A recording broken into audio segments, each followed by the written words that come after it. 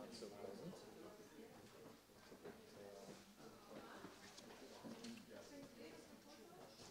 Can you turn off the lights?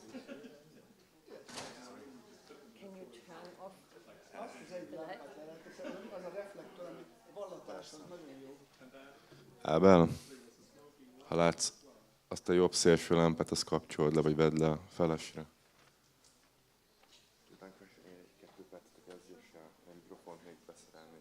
Jó, csinálj. 2 minutes. Jason, repair something. Okay. So you are the director. Yeah, That's it. And then you say a few words, then we'll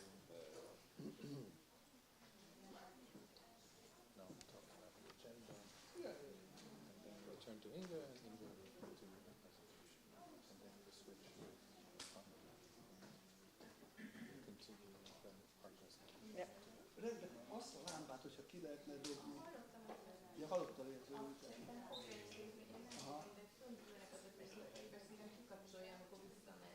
Aha, jó, nagyszerű, köszönöm. Igen? És akkor ki fogja kapcsolni szerintem, ha vissza. Tökéletes, nagyon szépen köszönöm. So you'll tell us when he finishes his Yes.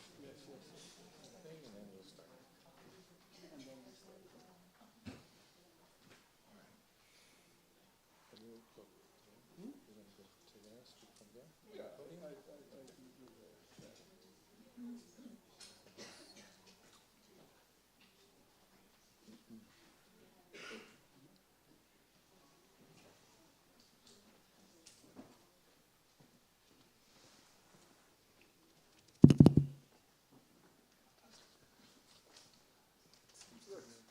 Are we ready?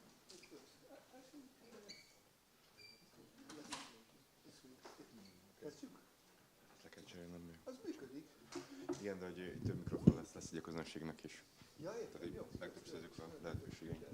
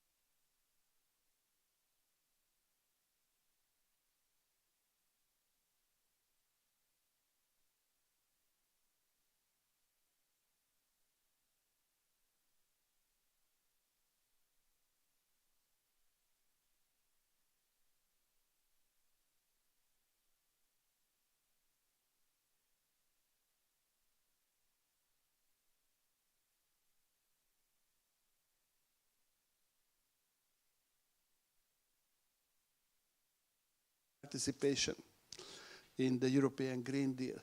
This topic is very close to us, not just because of these elementary activities that democracy is about, participation, engagement, deliberation, but also because of our past. The Democracy Institute was created when, in 2020, when the CEU was forced to leave Hungary. CEU that had a long tradition of dealing with issues that are in the center of this conference. CEU was one of the first, perhaps in Central and Eastern Europe, definitely the first university that created a department of environmental sciences, bringing together not just people who dealt with the more narrow issues of environment, but with broader issues of economic development and democracy. Then in 2020, CEU was the first to organize a conference on the rights of future generations. At the time, scholars from at least 6 different departments of CEU teamed up to create what was called the Green Academy in 2020. Actually, I was also among them. And besides organizing different training programs for green activists and teaching them to, for example, series of social movements or how to organize demonstrations. Besides that, we were doing also advocacy, fighting for the creation of the ombudsperson for the rights of future generation in Hungary. And we had the first conference on the rights of future generation in 2022, and all the ombudspersons in the globe who were dealing with the rights of future generations, 4 altogether at that time, all of them were invited to Budapest, and they were speaking at our conference. And the result of this movement, in which we were, of course, just one part, the result was that Hungary also joined the club, so Hungary had the 5th ombudsperson of the future, of the rights of future generations in the globe.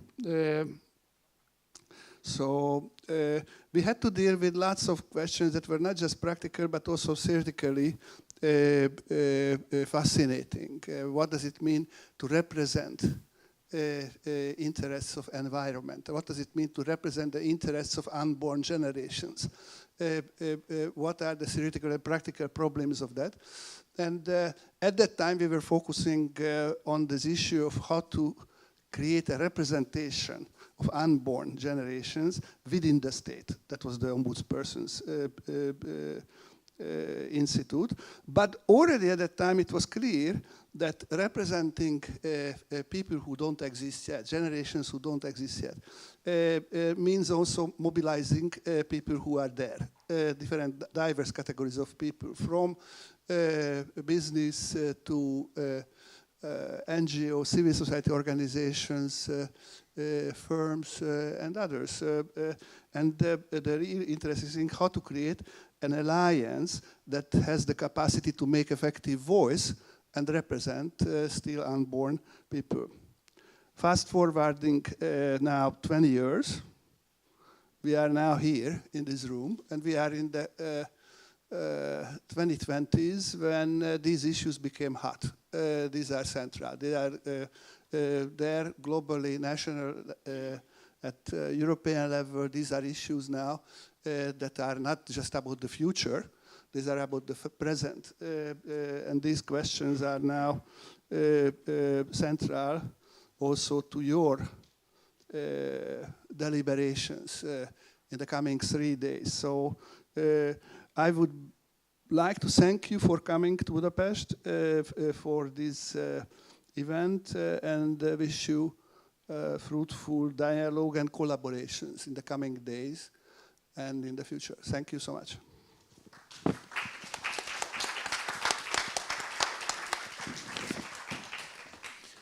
Thank you very much, Laszlo.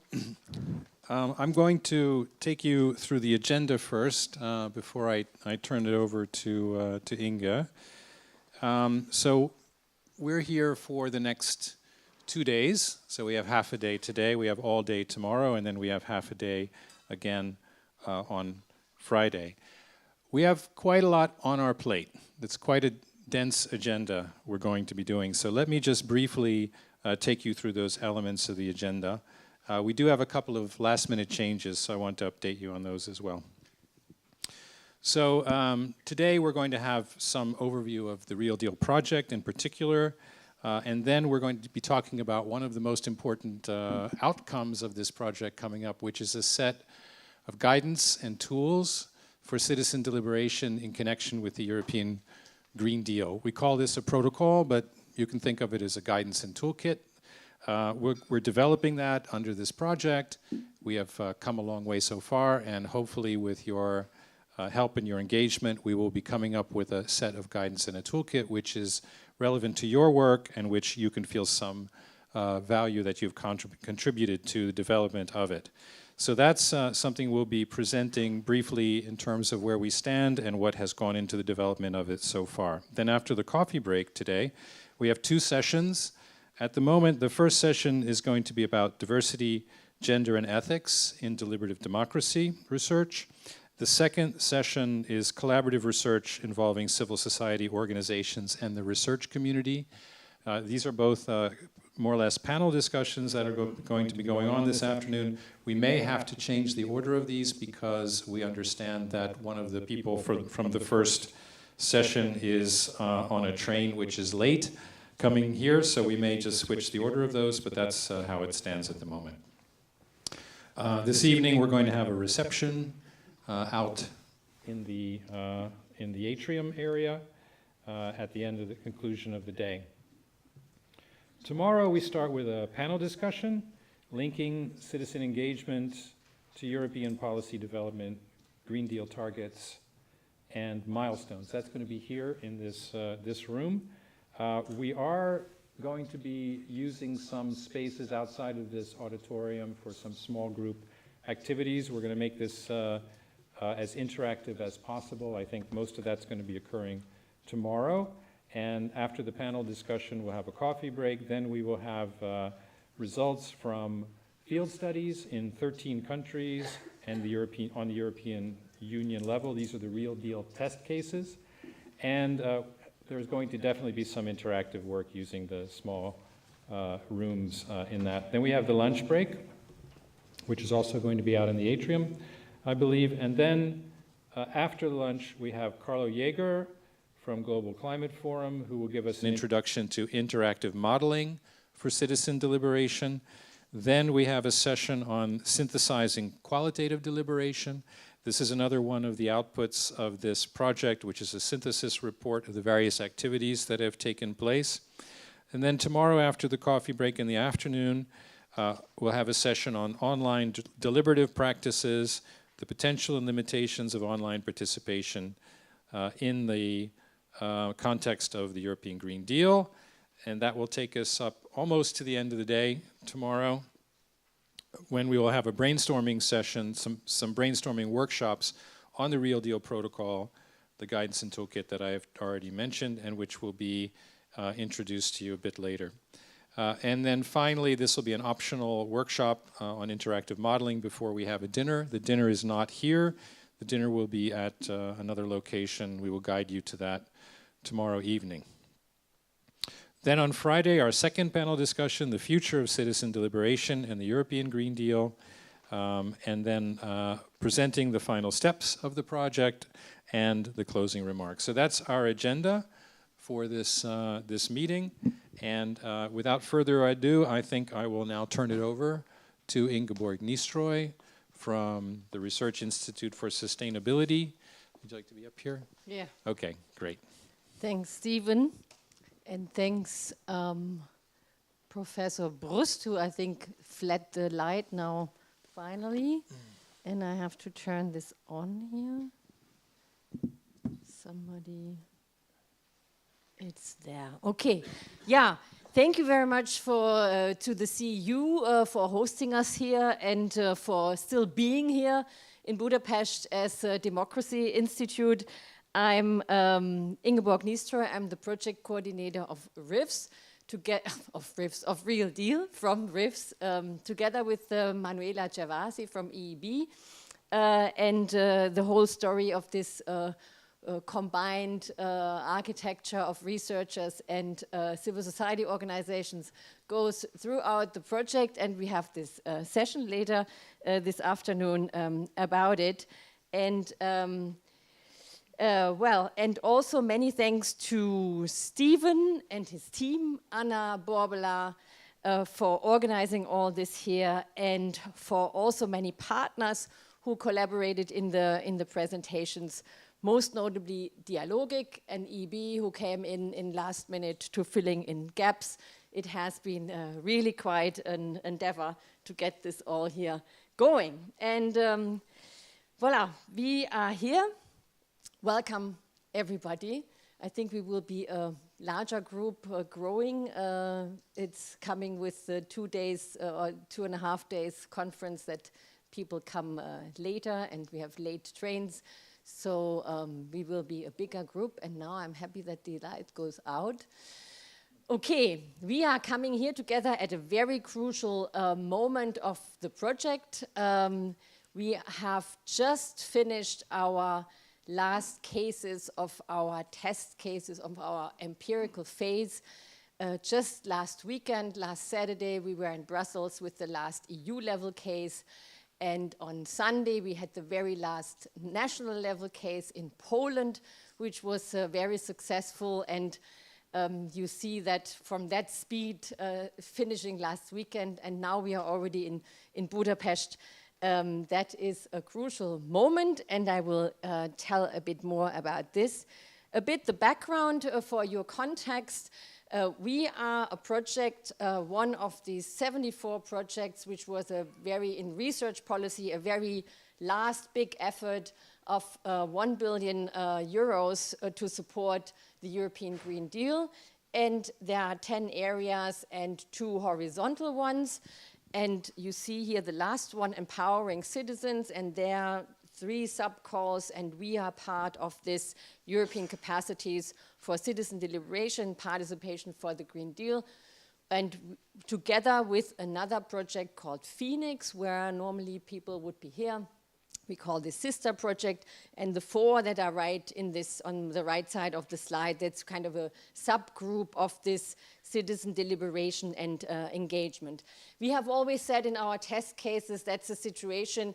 We are just research projects. We are not called by governments to do citizen assemblies, but because of this situation, there's a lot of attention because of this situation of a real big program for the European Green Deal. There's a lot of attention on the side of the Commission and policymakers for us. So the political situation and the background of the project, there is an EU-wide umbrella CSO umbrella organization called SDG Watch Europe, where I once also was part of, and we have worked then when the last commission came in on the European Green Deal and the European semester, and this has then inspired also this project. So this was one leg on the policy side, and the other is that after the conference on the future of Europe, the Commission has organized a series of citizen panels at EU level, and combining these 2 things and combining it also with the national level has inspired our project. And also this combination then of civil society organizations and research is really in the DNA of the project. Here is the European Green Deal. It is, for those who don't know it, it is a whole series of policies, environmental sustainability, climate policies, really designed for transition. It was a very ambitious program of the last commission, since last Sunday, since the election. So we are now giving our results as impetus, as effort for the next commission to continue with this. And so, as I said, we are a quite special consortium, really composed of almost 50% of research organizations and civil society organizations. And also very special is we have really big European umbrellas of a wide spectrum of civil society organizations represented. EEB for environmental organizations, CAN Europe for climate, ALDA for local democracy, for European movement in particular, Solidar for the social policy side, WECF for the women, UIEE for the youth. You can see, and with that it's also special that we can really reach a very large audience through this networking kind of, because of the umbrella organizations which have a really big outreach. So the key aims and research questions then from the project, as I said, we came from this sustainability SDG Watch Europe side, and we are kind of linking to the democracy side. So one important job or work we are doing is to linking these two communities. So both on the CSO side and on the practitioner and on the research where possible and interested, and that has quite succeeded and has inspired all of us, I think, on both sides. We have some people here more from the democracy side. For them, it's then environment and sustainability, very inspiring, and the other way around. And then the point is to overcome the potential conflicts between the kind of normative needs of the European Green Deal, like respecting planetary boundaries, and the very idea of citizen deliberation is to have a real open debate. So that's the key thinking of citizen deliberation, that you get people to the table whom you have normally not at the table, with the promise that each voice is heard and there is no bias, no prejudice, a really open deliberation. So, and when you do deliberation for a certain cause, there's of course a certain bias in. But this is what we then tried to how to prepare and how to moderate, so this works well. Then the point that in this conference on the future of Europe and on the citizen panels we have at EU level and other levels, there has always been a bit, there is room for improvement, let's say, how to link this, which is a new democratic innovation, link this with traditional stakeholder participation and civil society engagement. So there we have worked on that, and I think we will have good proposals, good experience for sure, and proposals which we are developing on. And then there was a job to try to better involve structurally marginalized groups and future generations. We just heard this of Professor Brust. And there I would say it's not in yellow. We have let's say, succeeded less to do this well. Equally to the multi-level governance, we have these two levels, national level and EU level but in both areas, I would say, from this moment in time, in the next phase, we have to put more efforts in it. And we have throughout the project, and that has also been very successful, the cross-cutting consideration of systematically consider and cater for gender equality. We have the delayed women engaged for a common future, a partner who has really mainstreamed that in all work packages and tasks, put the fingers on it. So this is then how it is composed. We have a focus. The work package 1 was the focus on the research side, academic side, laying the ground with literature review and developing also criteria. How would this, from the theoretical side, how would this then look like? What would be quality criteria for good deliberation, citizen deliberation? Then we have the package on the mobilizing, so that's kind of a CSO focus, and both came together in this work package 3 here in the middle, the testing, where I said this is what we just finalized, and Stephen already said we are now at the verge of moving towards our end result and output, the so-called protocol. And of course we have a communication package going in parallel. So this is a very nice slide from our civil society Forum for Sustainability. That was the cornerstone, the core of this engagement work package, besides of communication efforts, online communication, creating a real deal community. But this was kind of the most physical one also, with 3 in-person meetings, 6 online, and real concrete outputs, monitoring reports on the European Green Deal, a gap analysis, a report on SDG implementation in Europe, and a report on participatory processes, as well as policy briefs.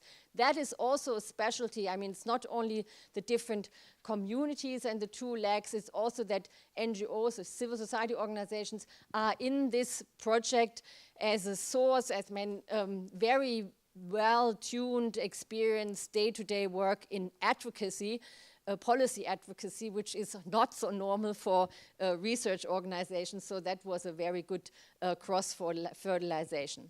So now a bit more on the concept, research concept. This was kind of the starting point. It's a table, it's a scheme for the spectrum of formats. So formats is the term for what is in here for conducting deliberations. So in different ways, you see there are citizen panel, citizen assemblies, mini publics, juries. You will have heard about these terms, town hall meetings. That's all with citizens and different ways. So they are characterized by different ways. Are you aiming for consensus?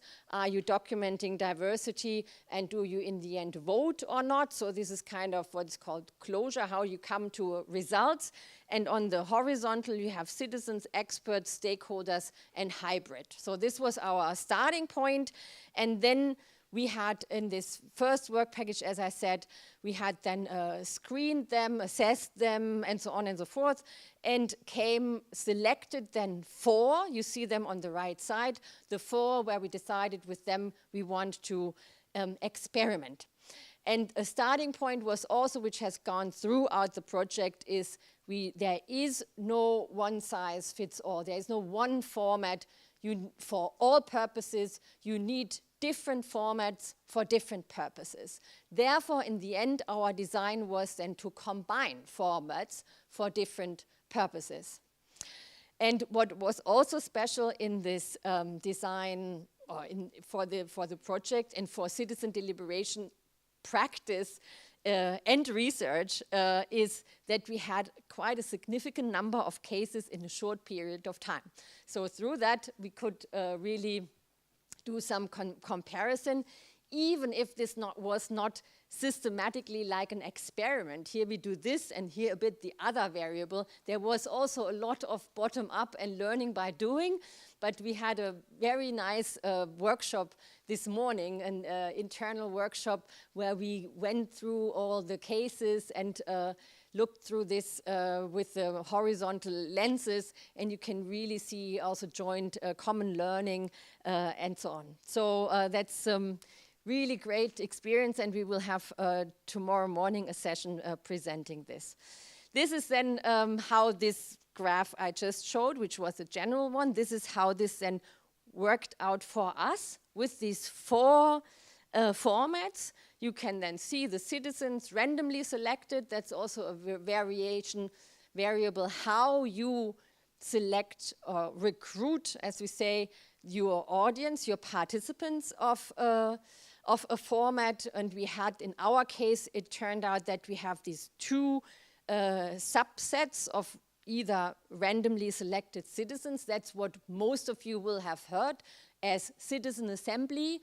That's typically randomly selected. That's the core, that's the classic format for citizen deliberation. But then we also, for practical reasons, budget reasons, we also had a subset of recruiting people via open call and then doing some randomization in this open call snowball system, that kind of brings then an audience of interested or concerned citizens. You have then a different audience and you have to deal with that in a different way depending on your topic.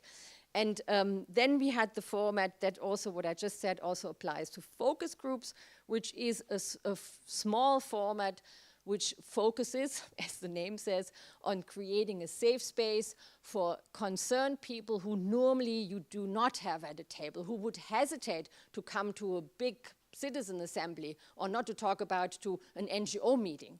So it's just people who you normally do not get to the table. The stakeholder roundtable is something in NGOs that's very common. We experimented with this as a single format and in combinations. That's clearly for advocacy or for interest, finding out about different interests and whether there is mutuality or agreements or not. And then the special format also for the knowledge input, which is a general issue in citizen deliberations, all formats.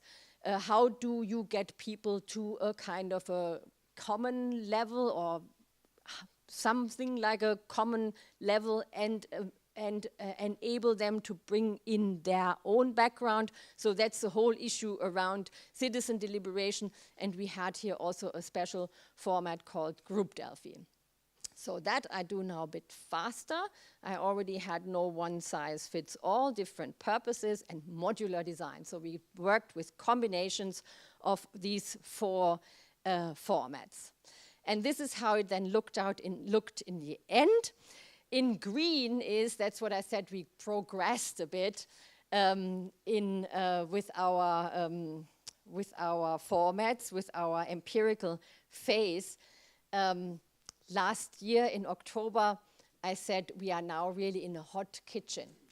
Last year in October, we had our General Assembly, and at that time we had already started with some formats, individual formats in individual countries. We had started with Ireland and Austria in this middle green with focus groups.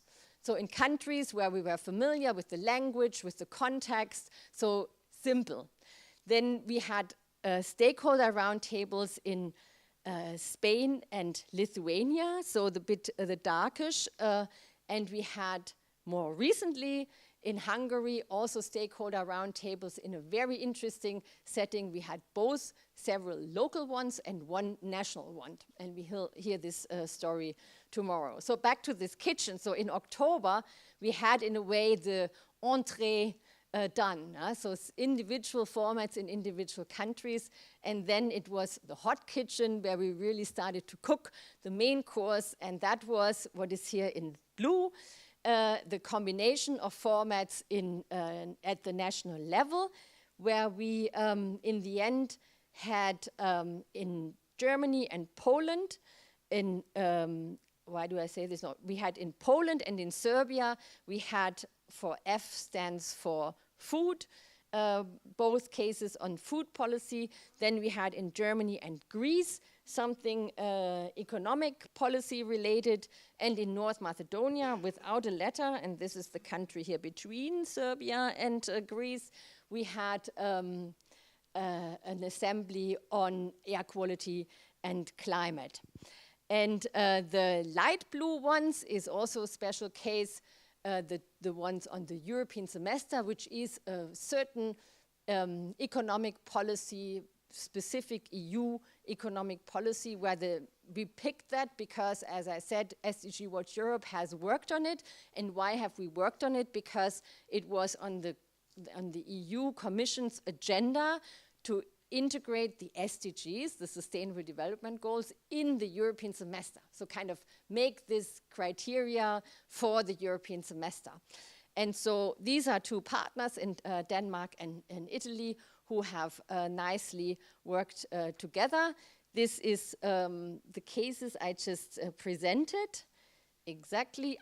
And not to know, we had 3 cases at the EU level, which were not combined formats, but the EU level itself is, of course, a very challenging thing. from recruitment to logistics to preparation throughout.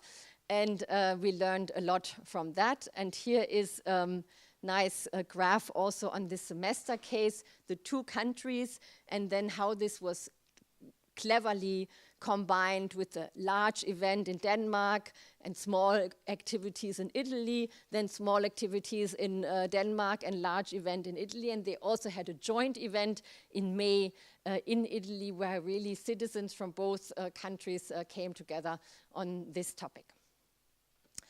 So, and then that's where we are. We started with the analysis of the test cases, and that was the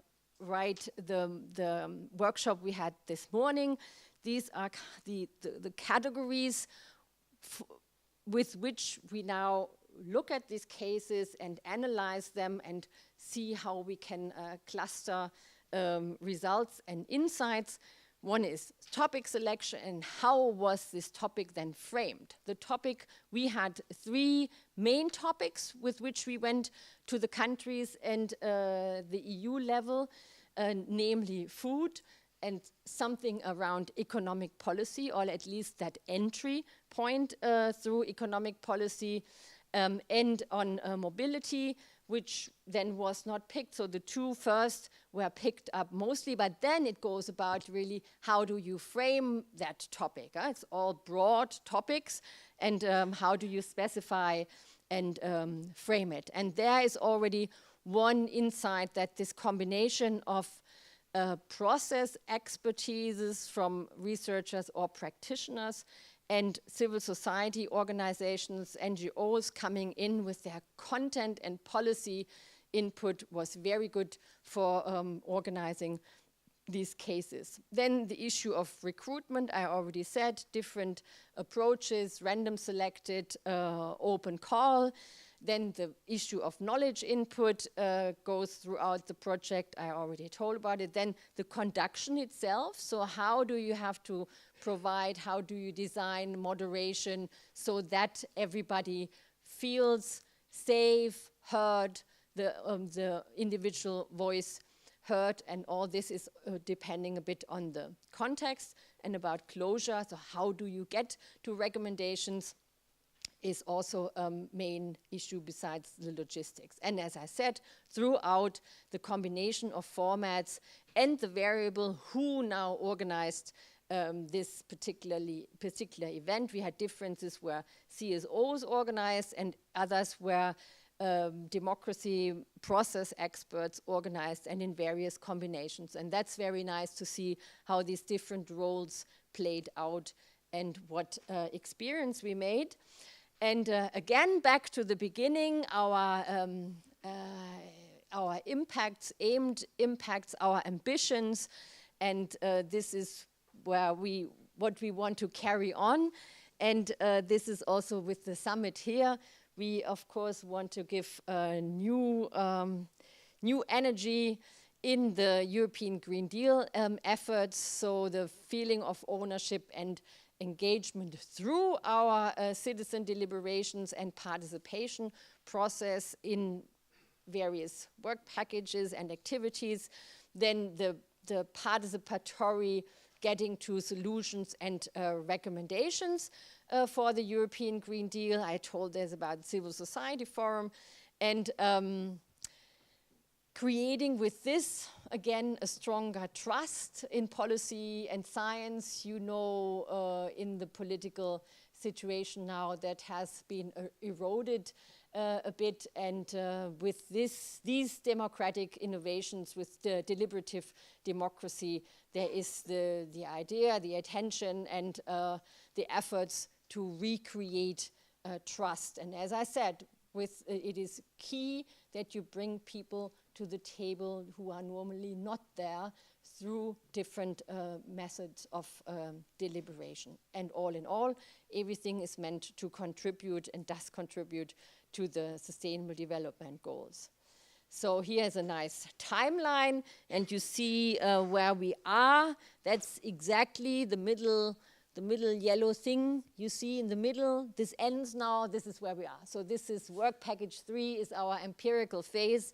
This is ending this month. Next month is the report due. And then the work package 4 is this protocol. And this goes until the end of the project. And that's just an illustration of the crucial moment in time. And these are the next steps to come, or the steps that are already going on. As I said, the analysis of the test cases already going on, and this is where we now really have our teeth in it, the internal workshop results, the session tomorrow, and that all gets into a field report and analytical report. And the second part is the evaluation against these criteria we had developed in the very beginning, and that is in this work package 4, which is led by Wageningen University. That's why they were also on the first slide. And CEU has the other important role in this final work package, which is this elaborating the real deal protocol. Stephen already told about and will in a minute talk more about it. Exactly the preliminary structure. And then there's also an outlook for when the project is over, which is in January. We will definitely have a joint repository, so an online place, one-stop shop for our results, for where you will find all these test cases, all the easy to find, easy to identify background info about our test cases, lessons learned, and so on, which we do with our sister project Phoenix. I wrote here is a must, so that will for sure happen.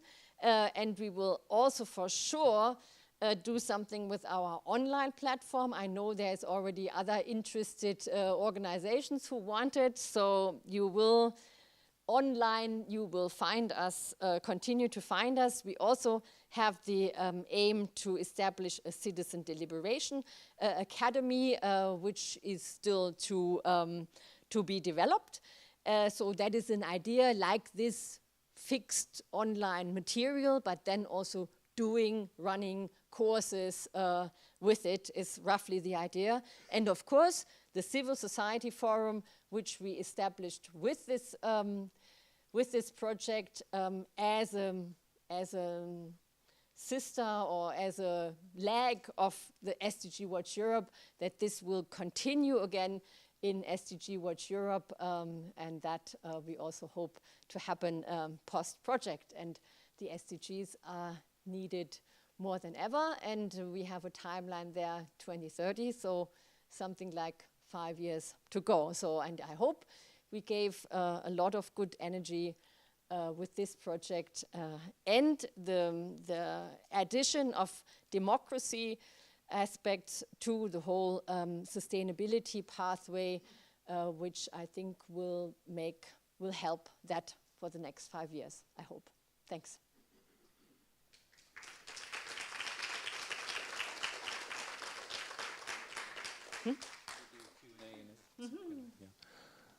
Thank you. Thank you, Inga.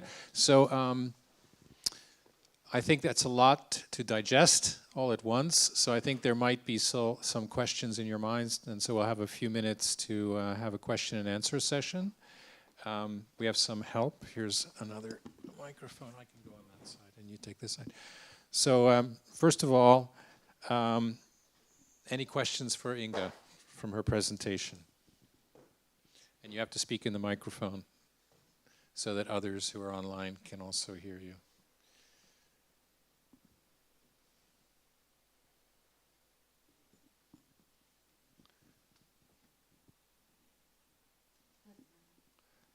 It's okay. Yeah. Okay. While you're thinking, I'll give you another chance. But then I just wanted to ask a little bit about the audience here. So I wonder if first I could ask everybody who comes from a civil society organization. Can you raise your hands? Okay, great. Thank you. And how about people who come from the research community, academics?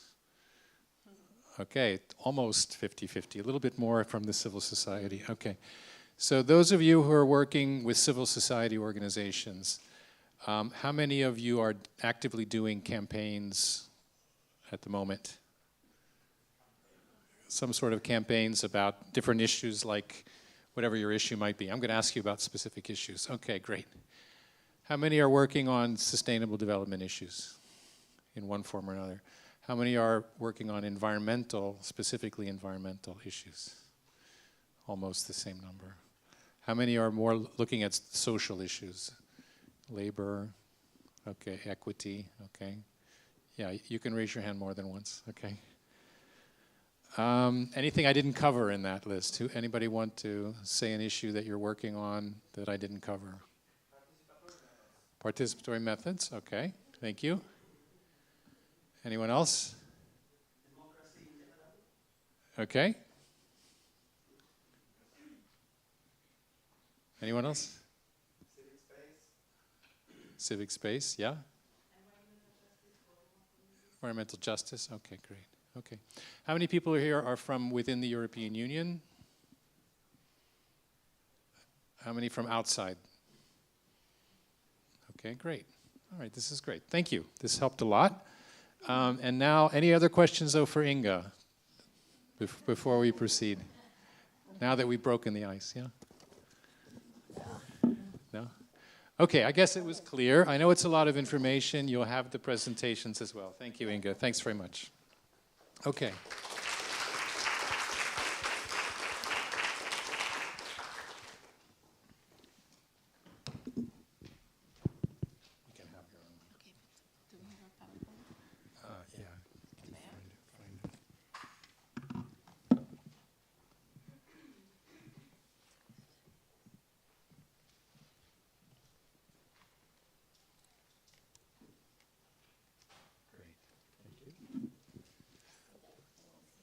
Okay. Yeah, yeah.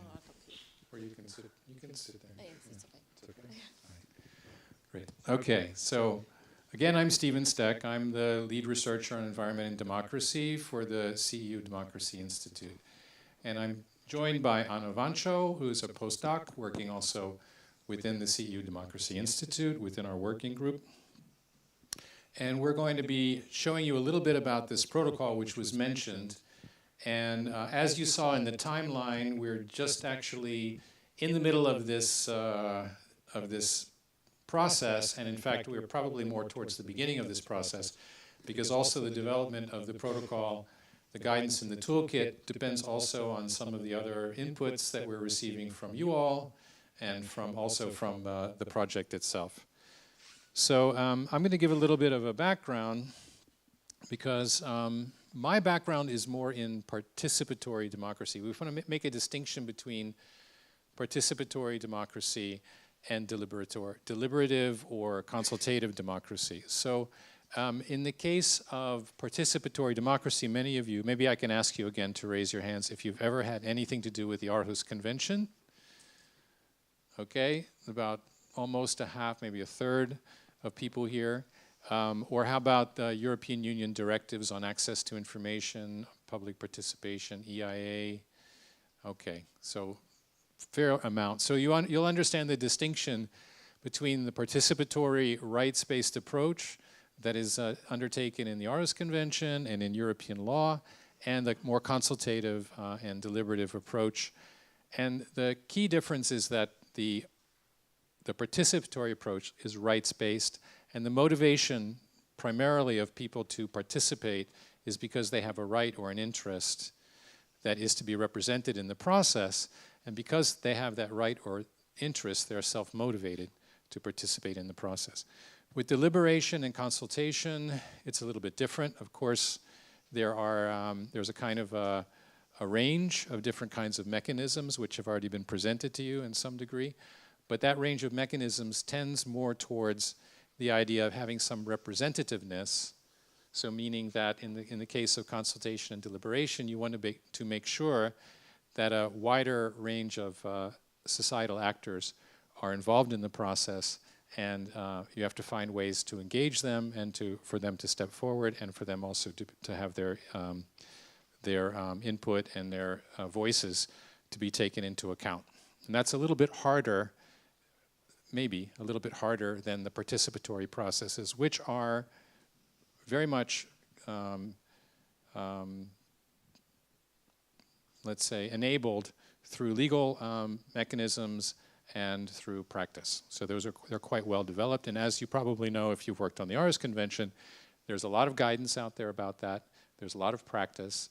There are decisions of courts. There are decisions of the Compliance Committee that guide how those processes work. Whereas in the case of deliberation and consultation, we're kind of at the beginning of that process. We're still finding our way. There's a lot of practice that's going on.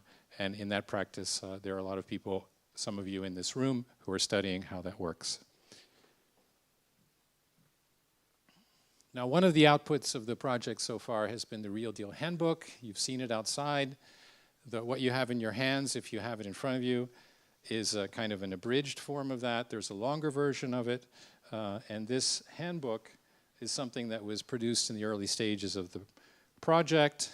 The analysis and the recommendations are included in the version you have in front of you. But if you want to look at the full report, which is about twice as long, there is this the link there to the website where it's available on the Real Deal website. We also have produced 13 country profiles in this project, and they are also available on the website. There, you'll have these presentations, so you'll be able to look it up. So the analytical part of the handbook, what the handbook was supposed to look at the beginning of this project was the legal obligations to consult citizens in relation to the European Green Deal.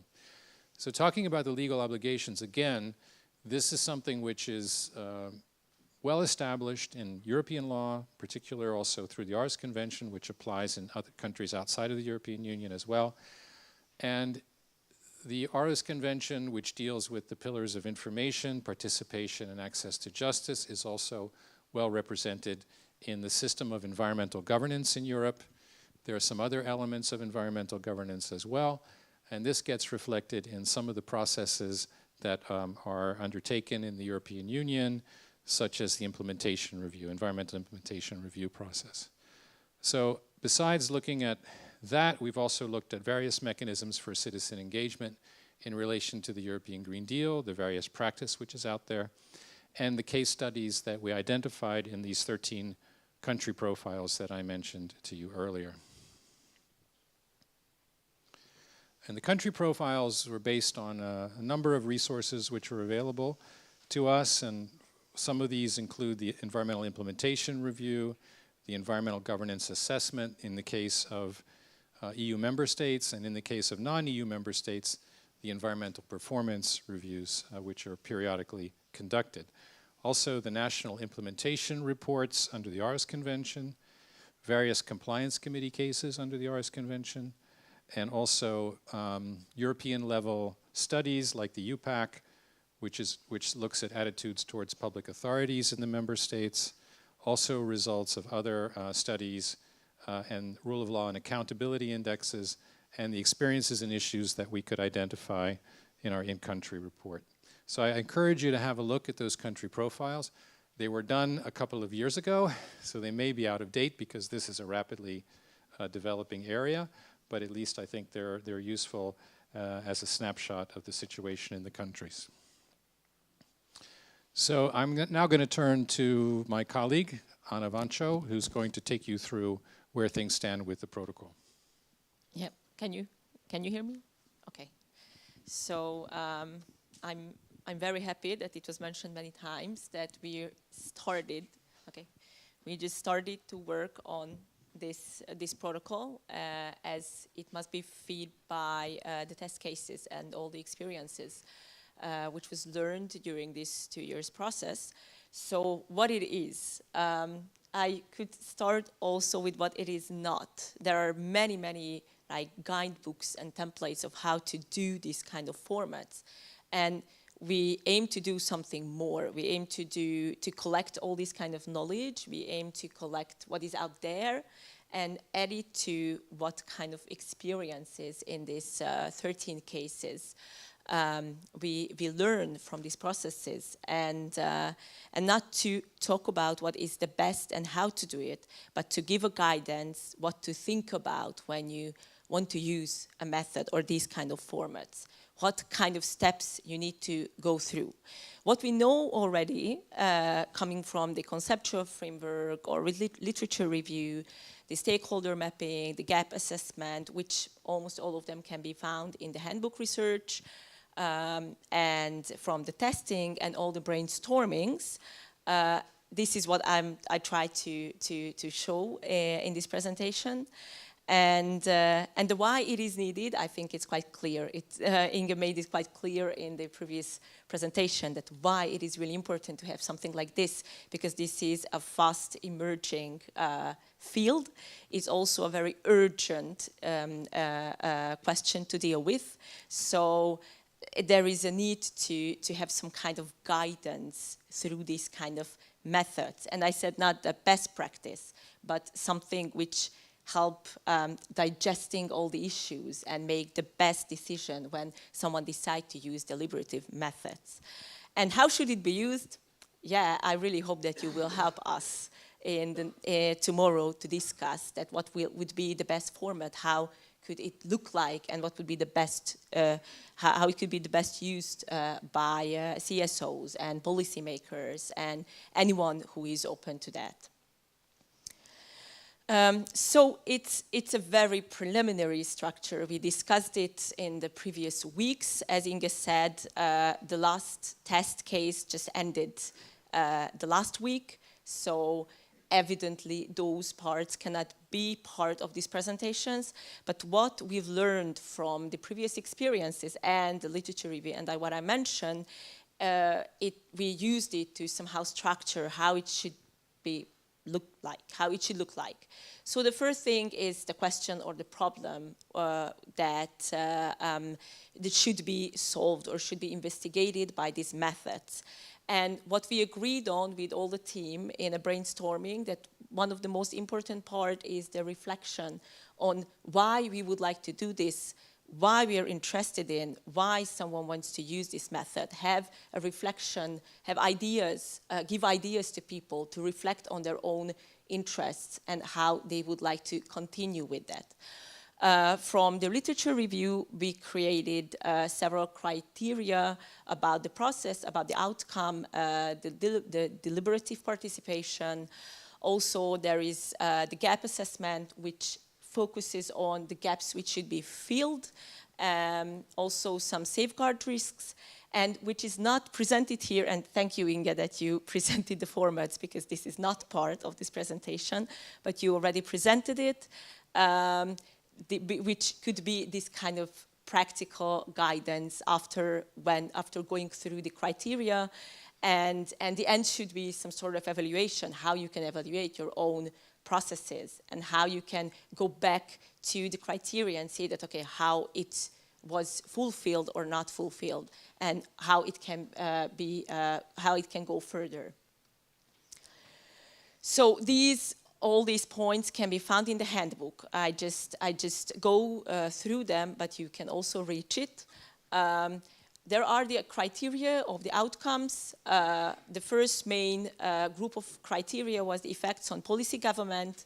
These are the normative ideas, what should be the outcomes of these methods. The citizen engagement should help to legitimize governments. Citizen engagement should have effects on political or technical decision making, and citizen engagement should lead to more public support for policy government. The effect on participants, and I think this is very important for all the CSOs and everyone who is here in this room, that how these processes can lead to participation, which can lead to more agreement between citizens about policy decisions, not only between citizens and policymakers, but citizens among themselves. Citizen engagement should lead to more mutual understanding between people who have different opinions or who belong to different interest groups. Citizen engagement should lead to informed and deliberative citizenry, and it should support engagement to empower citizens. And of course, as it's part of the Real Deal project, the effects on environment, that citizen engagement should have effects on sustainability outcomes, and help participants to consider the interests of non-human as and also, as it was mentioned, future generations, not only non-human agents, but future generations. These parts are more connected to the formats themselves and how these methods could be used in an ideal situation, the criteria of the process. Any citizen participation process should respect normative principles such as equality, fairness, equity, transparency, which are key to democracy. The selection of individuals that will engage in a participation process should be representative of the population affected by the topic under consideration. This is a key and very difficult part in case of environmental issues when almost everyone is affected somehow. So it's a very, very difficult criteria. Citizen participation should be inclusive. Everyone should have the opportunity and ability to equally contribute to this process. Citizen participation should contribute to realizing meaningful deliberation. The goal of the process should be clearly defined, and the decision process should be structured, which is, again, a very difficult part. It should be coupled to policy from the beginning onward and integrated into policy. The participation strategy should take context into account and accept that there may be contingencies.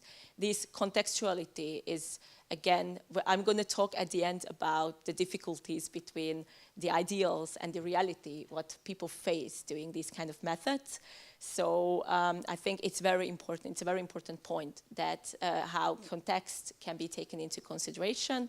And of course, it should be cost effective and it should be respected, it should take into consideration environmental issues.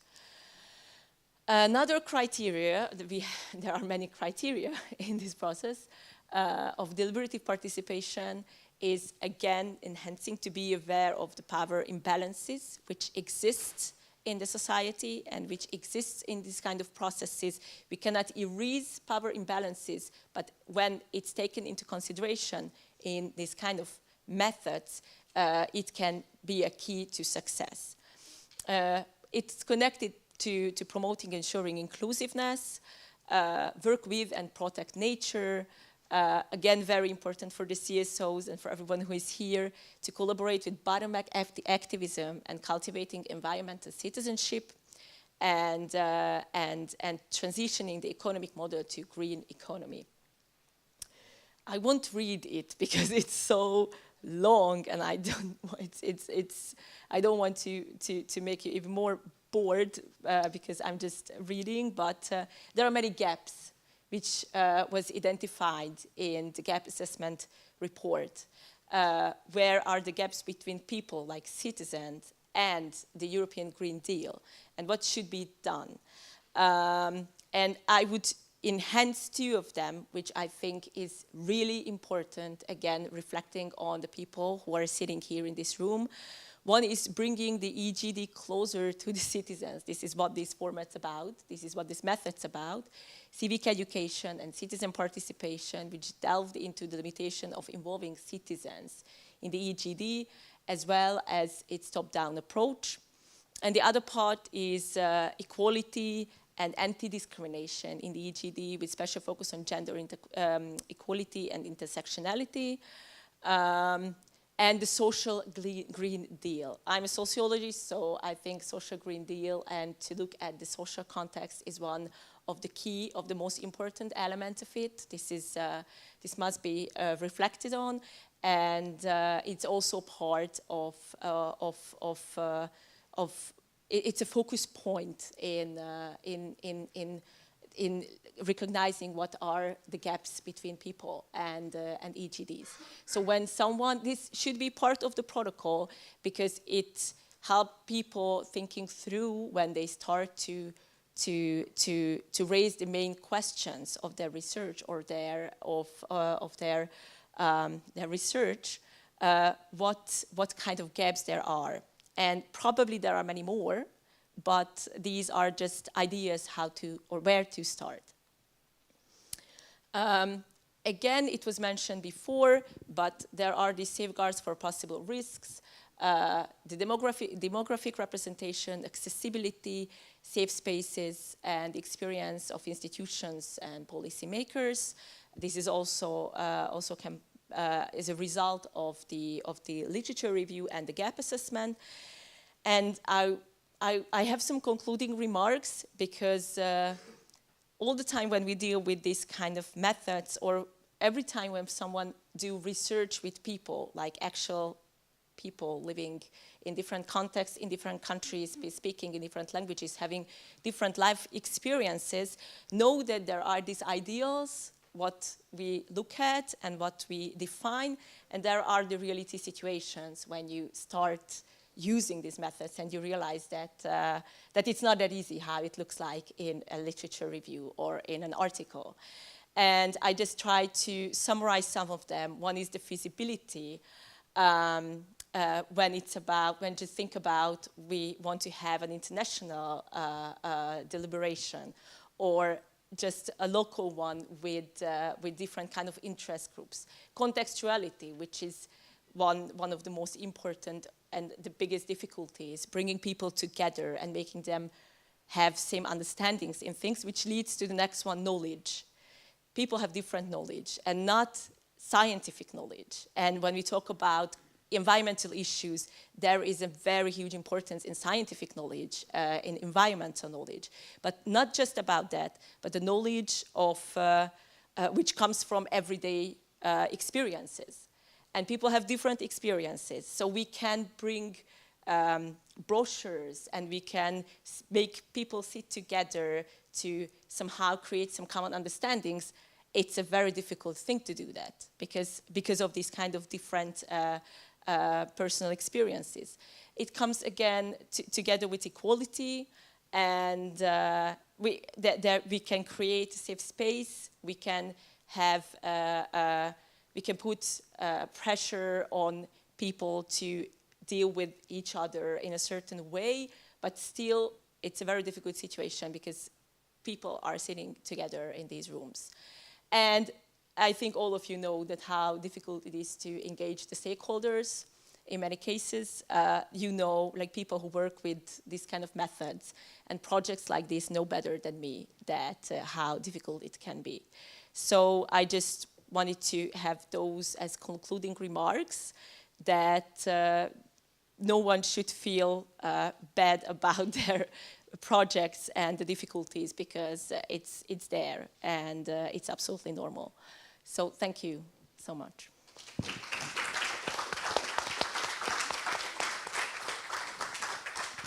And if you have questions.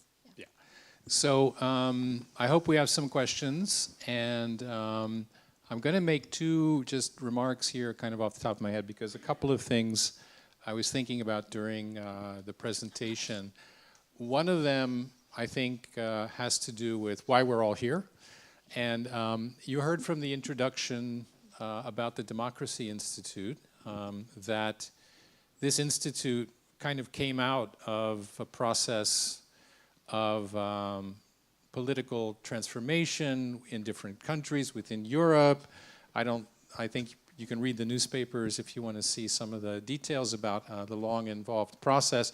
But here, the Democracy Institute is here because this is a particular place and a particular time when a number of issues about democracy are in crisis, and Hungary is a good place to be studying that. That's why I'm here, for example. And but having said that, I want to say that within our Democracy Institute, we have a lot of different topics and subjects that we're working on. And we all look at the transformations that are occurring and the political challenges to democracy from different angles. And in my group, we look at it from an environmental perspective. And why do I think that's important? Because we're a little bit different. Some of the other researchers working on different issues in the Democracy Institute, they take it as for granted that democracy is something that has to be defended, it has to be revived in certain ways. We have one working group that's about re-democratization, for example. But from the environmental perspective, you have to look at the challenges to democracy from a different perspective. People are asking, and a lot of people out there are asking very sincerely, you know, is democracy going to solve the problems that we face today from the side of the environment? And the environment is one of the biggest areas where there are challenges to different systems of government. And some people are actually going for a more authoritarian solution because they don't trust democracy to solve those problems. That's something we have to face.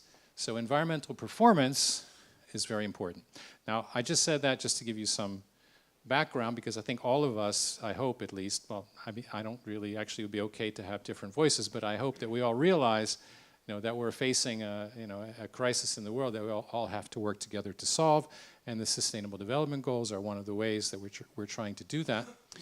But there's just been an election in Europe, and I think it's kind of interesting because we timed this meeting to take place after the European elections.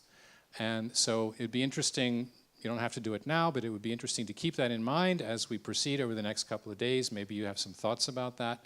I was reading a little bit in the press about it and what people were saying has happened in terms of this latest election, what it means from the point of view of green parties and from environmental issues generally. I think it's kind of a mixed bag, but maybe you have some perspectives on that. So I think it's just keep that in mind. Maybe this will come up in our discussion. Okay, questions, comments related to?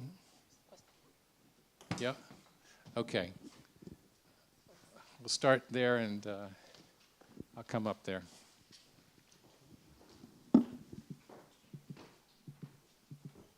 We can start with Jan. He's got the microphone. We can start. Thank you very much.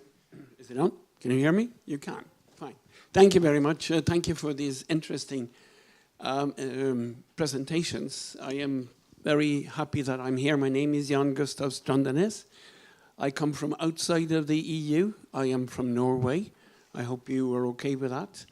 And I've been working on environmental issues and democracy issues for the better part of my life.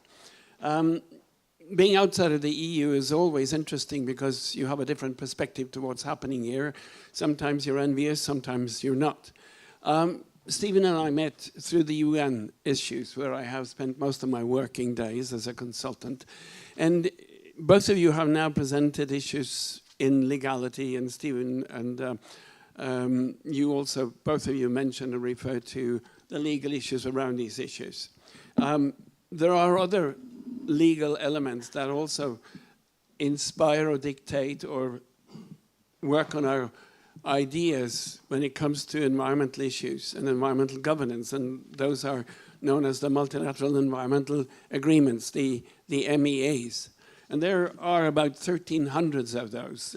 We've got some in Europe. We've got the Carpathian Convention, the Alpine Convention, and a host of others. So my question to you, Stephen, have you also considered the MEAs when you're looking at the protocol and everything that is in the, as you said, the contextual elements here? Because most of these MEAs have also been signed on by the EU.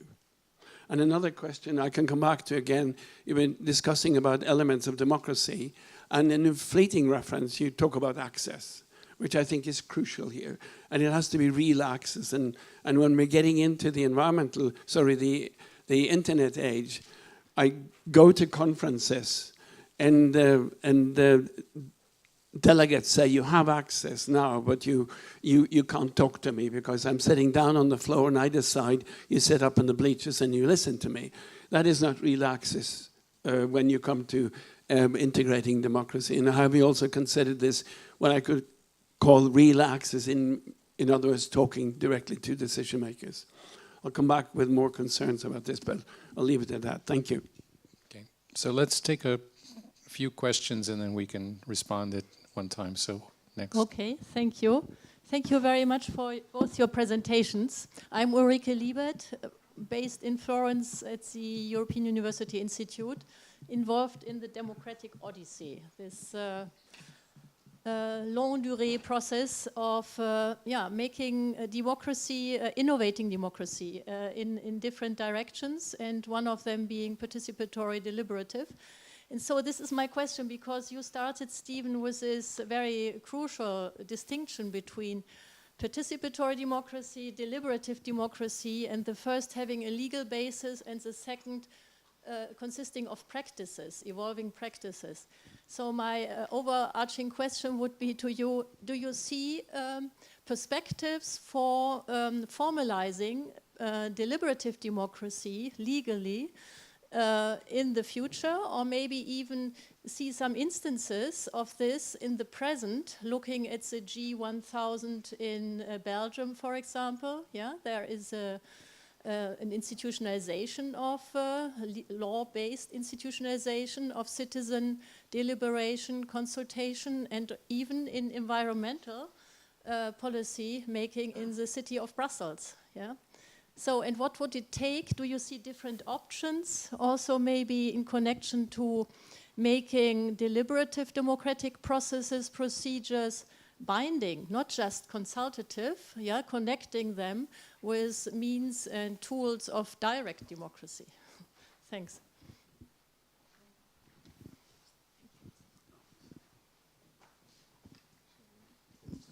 Thank you. Hi, I'm Patricia from the EB. I have a question which somehow builds on the question that you just asked about the, a potential future legal base for deliberative democracy, or maybe if you want to call it an institutionalization of deliberative democracy. But even if we're not necessarily kind of foreseeing this to happen any day soon, but coming back to the presentation and kind of criteria for deliberative democracy, how do you foresee in the protocol to kind of give due consideration to the question of political relevance of deliberative formats? Because what we, of course, have seen in various instances is that the deliberative democracy events or processes were set up, but not necessarily with a lot of clarity of how we can make sure that whatever comes out at the end of the process is of any political relevance. I mean, obviously, a topic needs to be chosen that is politically relevant, or that's relevant to a certain society at a given moment in time. But even where the topic is relevant or even highly relevant, if there's no clear agreement or promise or even a legal basis for a certain government or a parliament or whatever political situation or structure we're talking to, if there's no clear process of how the recommendations or the outcomes are then followed up by the kind of, let's say, democratically elected parliament or government, then very often we see that these formats become rather meaningless, and all the great potential advantages of deliberative democracy, including mobilizing people and bringing them back in the political discourse, of course, can have detrimental effects because people end up frustrated. So yeah, I just wanted to ask how you kind of will elaborate on this point in the protocol, and provide guidance on how we can make sure that when we use those formats, that they are politically relevant and there's buy-in. Okay, I know other people are going to have questions, but let's stop here for a second and answer a couple, and then, or respond, not answer, but respond to a couple, and then we'll continue with the questions after that. And Anna, I think you'll supplement my answer. So I guess you all realize how hard it is to develop this protocol now, because on the one hand, we're talking about the outcome of these processes and whether or not they have meaning. So if they don't have meaning, people are not going to be able to spend, or not going to be motivated to spend the time to be engaged with them. And especially, as Patricia just pointed out, where sometimes the actual participation in the process entails some risk. Okay, so people often are risk averse, and that's one of the problems in terms of motivating people to participate in these processes. And then on the other spectrum, you have an idea that, well, why can't these processes be binding in some way? Why can't they bind public authorities, for example, to follow the outcomes of these participation processes or these consultative mechanisms? So we're dealing with a wide spectrum of possibilities in how these kinds of processes work or don't work. And to respond to the question of to what extent they can be legally can be put into law, then I mean there are actually examples, because if we look at for a long time there's been this kind of analysis of different degrees of participation and consultation and different mechanisms, running from direct democracy, where people simply vote on everything and decide, and it's something which is very, very consultative, non-binding, recommendatory, etc. And within that spectrum, there are mechanisms that are consultative to some extent and deliberative. For example, strategic environmental assessment. Strategic environmental assessment is not a process that involves people who have direct rights and interests in the problems, but they have some more general interests like members of the population. At the same time, the outcome of the strategic environment assessment is non-binding in any way, and there aren't any enforceable rights that result from participating in that mechanism. So that's already there, it's in the law. And we did look, we have looked, and I can't give you any real conclusions about it yet, but we have looked at some of the processes like citizen assemblies in countries which have organized them according to some legal basis. Ireland is one example of that. And we've looked to see what, what is in the law which allows for these things to take place. One of the main legal norms or types of legal norms that you can use in this case has to do with how the results are taken into account.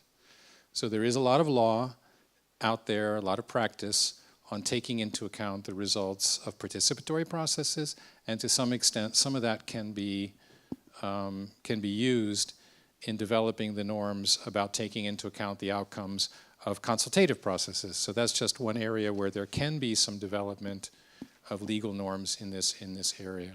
I know that's not a very good answer, but I will now give the opportunity to. Okay, so let's have some more interventions, questions. We have one here.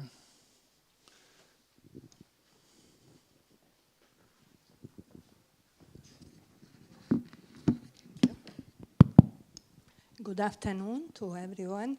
My name is Magdi Totnagy. I'm representing now here the Guta Environmental Law Association, which is an NGO with members from Central and Eastern Europe and EU countries as well. So I would just like to follow up on two of the previous people who asked, and also what Steve just now said. The difference between the participatory democracy and the let's say the participatory approach and the deliberatory approach. So I see this a little bit artificial to split them this way, because very often, even in the participatory democracy, you use deliberative methods for the participation. I agree that there are certain legal procedures which are set, and they provide for opportunities for access to information, public participation, access to justice. These are minimum requirements, and when the citizens or communities participate, they may just use this one-time opportunity, for example, for a public hearing, but also they may organize themselves and use different deliberative methods for participation. So this would be one of my comments. The other one is that maybe this deliberative approach is more, I would say, useful or applicable to policy or strategy processes at different level. We also saw EU level, multi-level, than, let's say, for participating in an EIA procedure. So this could be another approach. And we also know that in policy and strategy decision-making, participation is, say, more limited. The opportunities are more limited in the legally created structures. So I see there more, let's say, opportunities or dimensions for them. So this would be my two comments. And the question is also whether you see the same, that it would be more useful for the policy. Sorry, I wanted to add a third remark, that the legal framework, when we have some guarantees for participation, could be there, and also for taking into account the comments, but we could have countries where these are not complied with or not observed. So there are certain risks, and also in the case of deliberative processes, it's a question, there are risks whether the let's say, results are taken into account or not, even though they are not required legally at the moment. So this to add. Thank you. Some more questions? Comments?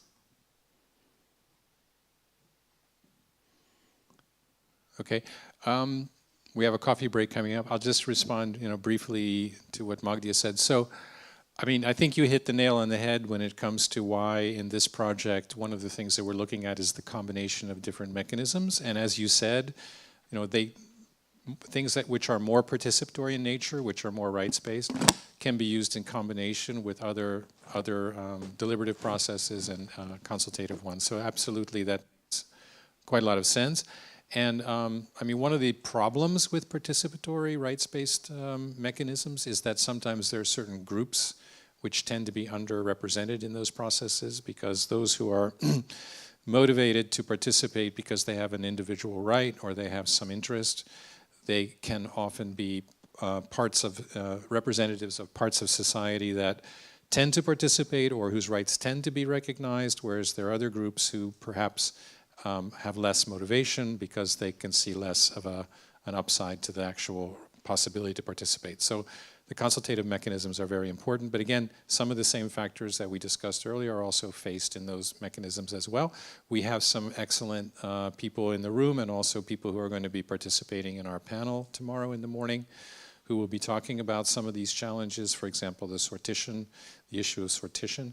So those are things I hope you will all learn from as we proceed, and we will also be learning from those as well. Other questions, comments before we break for coffee? Okay, so I think we now have a coffee break. The coffee break is just outside here, just outside the room, right, I think. And we have a coffee break for 15 minutes. And do you have anything else you wanted to say? No? Okay. Okay. Maria, do you know whether we're switching or not? Okay. So please come back. We'll start promptly at 3:45. Thank you.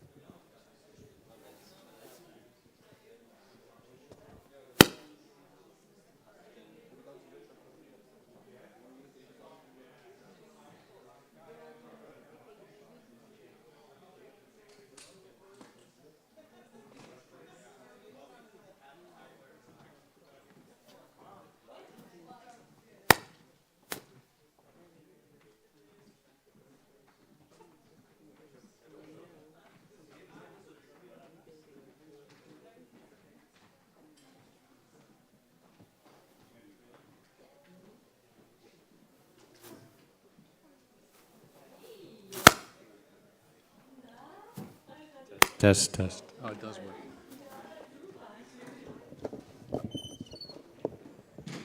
Hello? Yeah. I'm just doing it like that.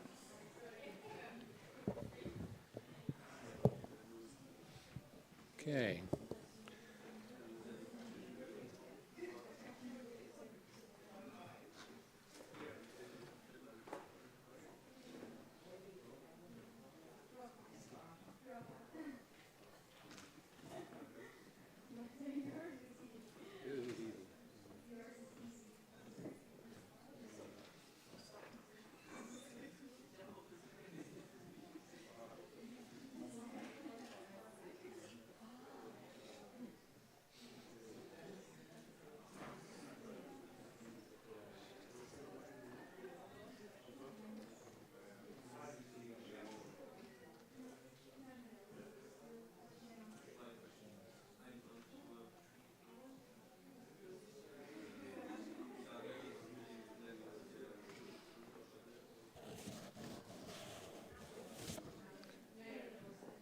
Okay, welcome back, everyone. We had extended the coffee break slightly because we just had an arrival.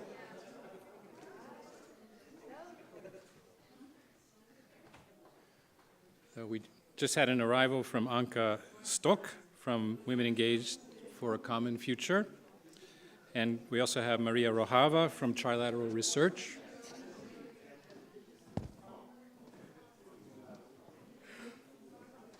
Okay, let's give people a minute to sit down, to settle a little bit, so we can get started again.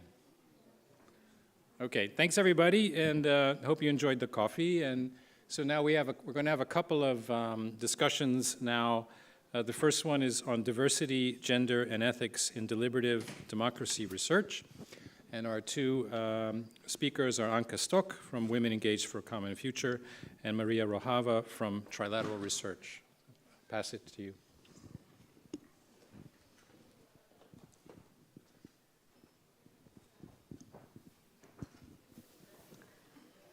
Hello, everyone. So I'm Maria Rojava, and we have was given a task to make you more motivated and excited to participate. So I'll try to fulfill this task.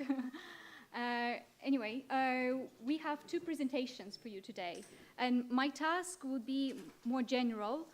So will present you a general overview and try to put some definition to the concepts that we have already been discussing, and trying to put together and how these two elements or concepts that we put together, like diversity, gender, and ethics, are interlinked in our project, and how we address it and operationalize it in our research.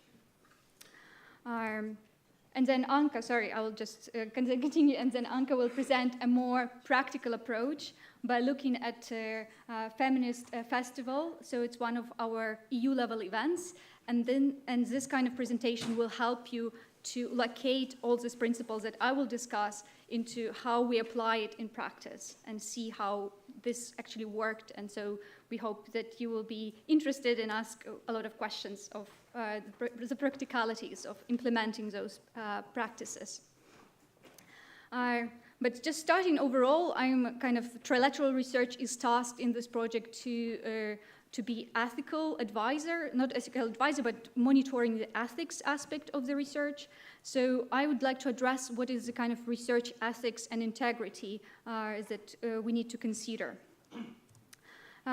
So research ethics in general is a prerequisite for such research like Real Deal. And of course, you kind of all familiar what it is, basically. It helps to maintain this kind of ethical framework of good science, of high quality science, and helps to put this kind of trust of society in transparent and good research. But again, this kind of ethical framework is most of the time are just norms, right? So we are all aware of the scientific norms. Many of us have been trained in those norms. So we know that this research ethic consists of core scientific norms that have been developed over time and have been institutionalized by scientific communities.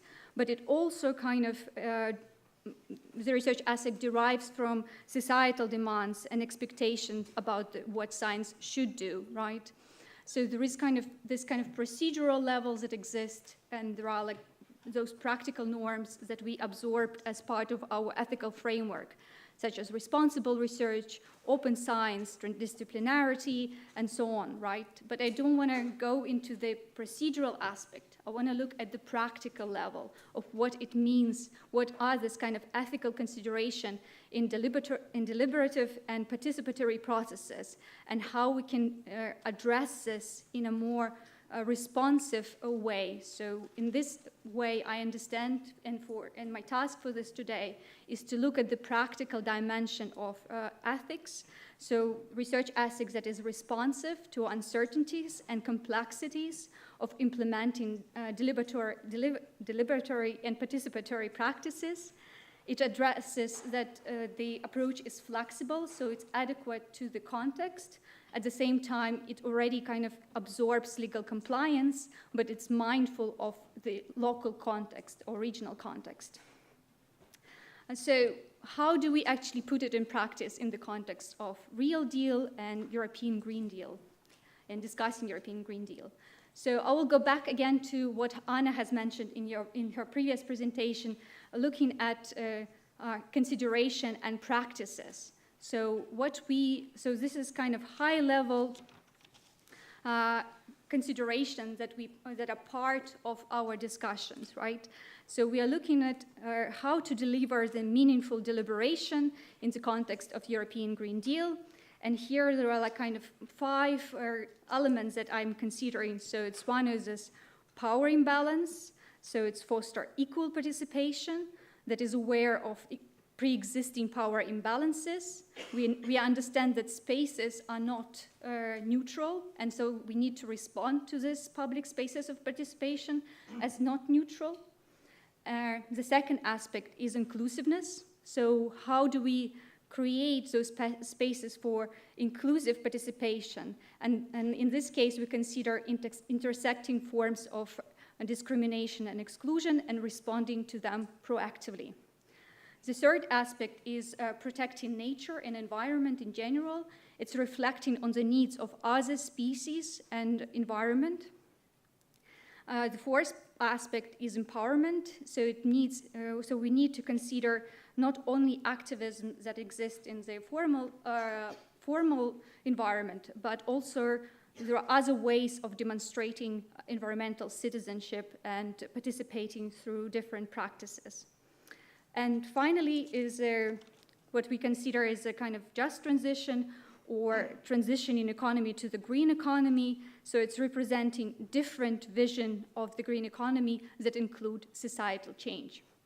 Those are, again, like broad, higher level criteria, but how do we kind of combine them all and implement it into ethical consideration and practices? So I considered like 4 main elements or 4 main blocks of consideration for ethical issues that we need to respond to. One is knowledge and awareness. So we need to address existing information asymmetries and identify what information is provided to participants at the start of any event.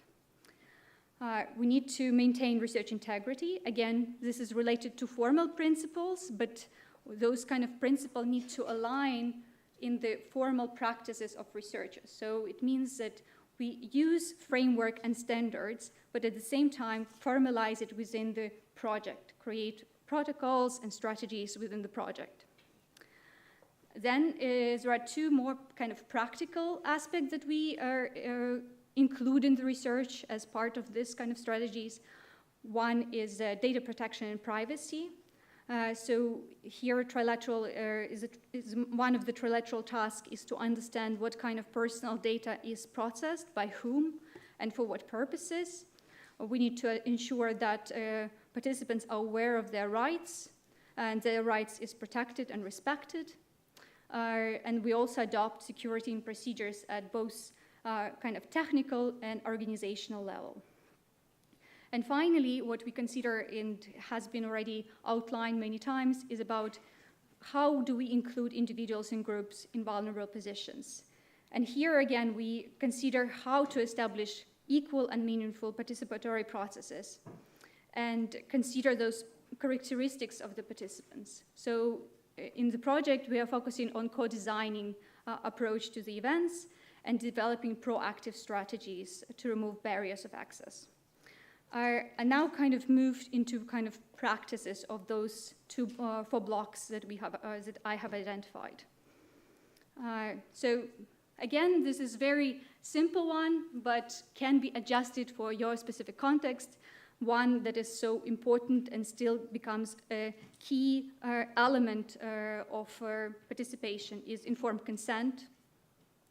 So informed consent establishes baseline of understanding what kind of research you are conducting and for what purposes. Without this baseline, you cannot move on for doing the research.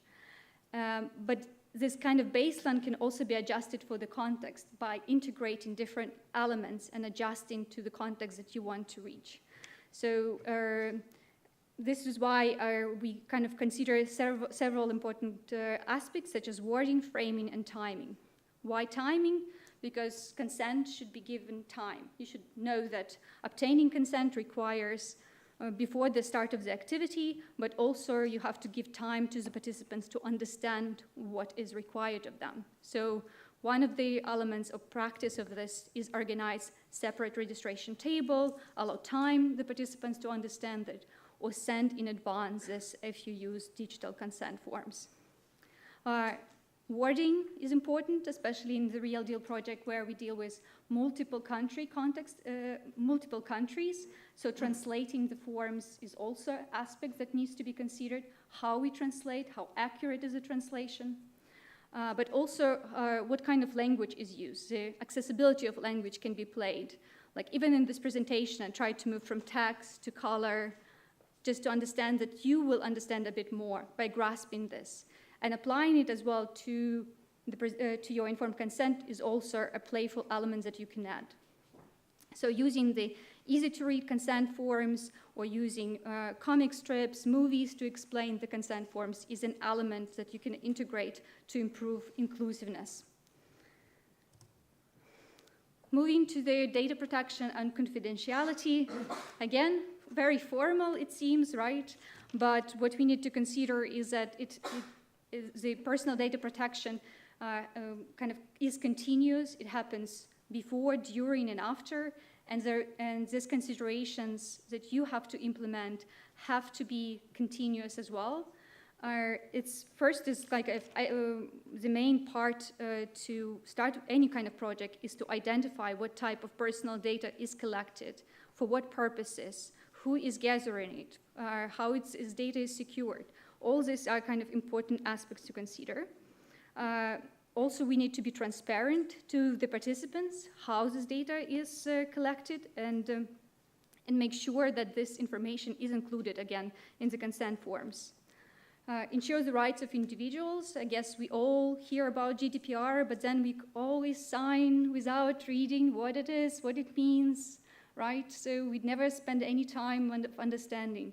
But it's actually quite a number of rights that participants have. It's rights of access to their data, right?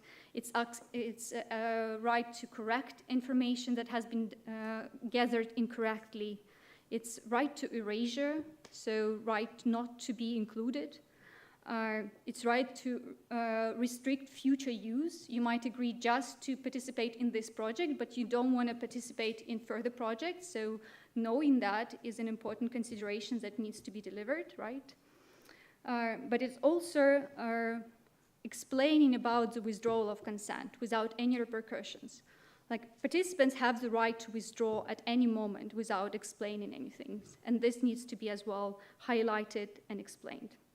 And participants also can lodge a complaint. So having a direct contact information of the researcher involved, data protection authorities is also need to be considered as part of this type of rights explained to the participants.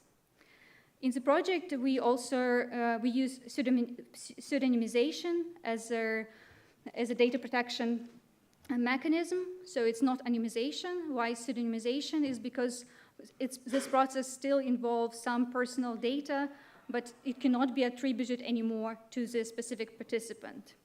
Just as an example, for example, this lecture is being recorded, right, on video, but if we use it for later purposes, it can be transcribed. And then this transcription, we pseudonymize, we change my name. I'm no longer Maria, I'm becoming somebody else, Emma. And then we delete the recording, the original recording, and this becomes pseudonymization.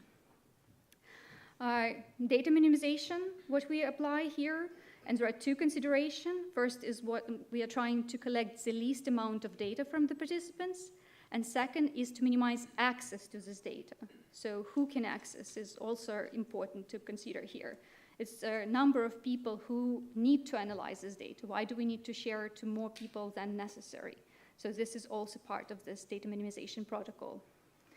And finally, it's a protocol of protecting personal data, which could be technical, so which is encryption, a restriction of access, password protection. So this is technical level of protection. And second is organizational. It's how you deal with confidentiality in your organization. What kind of policy of confidentiality you integrate within your organization. Where is material is located.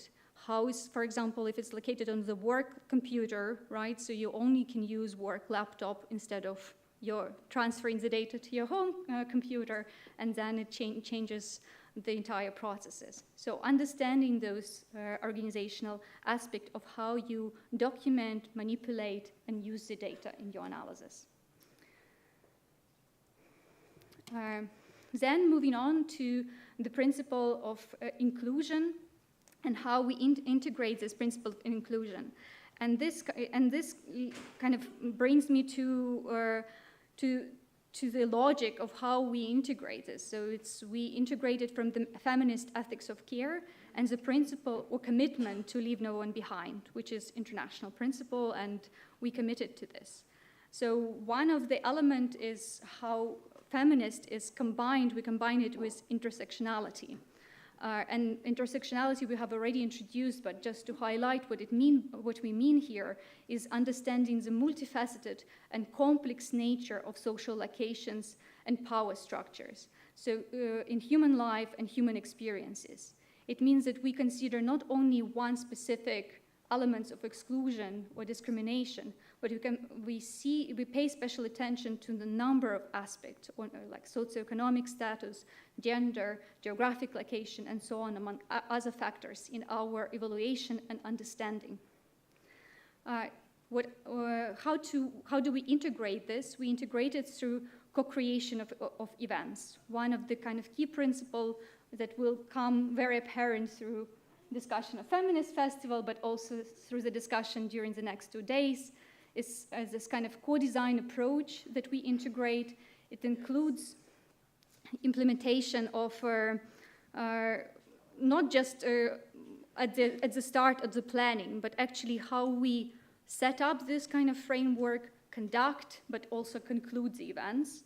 So it includes participation and networking with specialized CSOs, citizenship group, and so on, to using this kind of local infrastructure to help us to create those events. Local expertise, local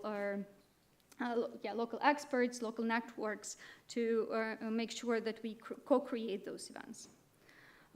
Other consideration that can be also included in this, in implementing this principle is accessibility protocol, so clarifying at the start of the event that there are many stairs that going down, right? So being sure that you clarify this at the beginning allows us to create the events as accessible as possible. So, and to understand what we need and how to implement it, we use in the project voluntary disclosure of demographic information. So this is anonymized type of data that we use. We use it as a type of survey.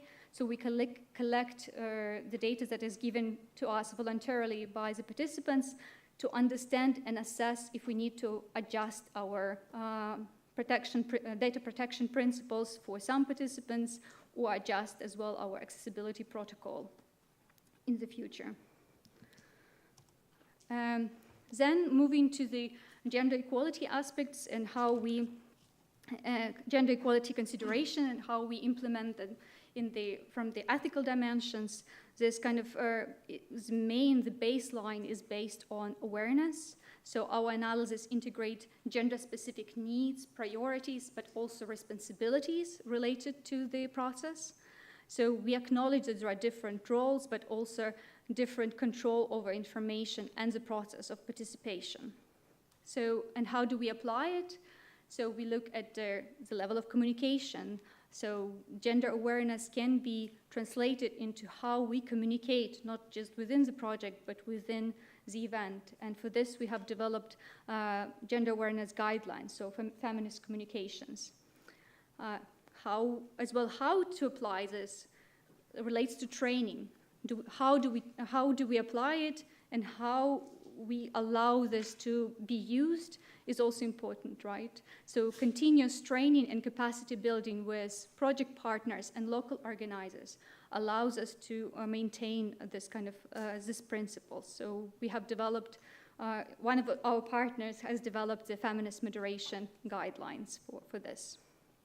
And finally, we're still kind of behind this, we still haven't reached it fully, is the critical reflexivity and enhanced responsibility of communicating results and understanding results. So this is also another level which comes now with assessment and development of the protocol. Who we engage and how we publish, how we reflect on this is also elements that we need to consider now. So I just wanted to leave with 4 aspects that we can now come in monitoring and reflection. So one of the action point is to monitor and collectively reflect on the participatory process and its outcome. Our second action point, which has been established through, for example, different type of activities, like civil society forums that we have organized, we establish a transparent process that allows the participants to comment and provide feedback. By communicating and establishing that this is possible, it creates more reflection. Communicate the output of the participants, so this is why the project involves both communication and dissemination, why we're trying to create some materials after the event to ensure that the feedback that we have received is valued and important, not just for the research purposes, but actually at the policy level. And finally, the dimension that is important for me and the future of the protocol, I think, is to understand that it's important to reflect on the dimension, not just on normative aspects such as legal requirements, but on day-to-day practices of ethical issues in conducting those events and research. And now I think we will see how this has been applied in specific case with Feminist Festival. Thank you so much.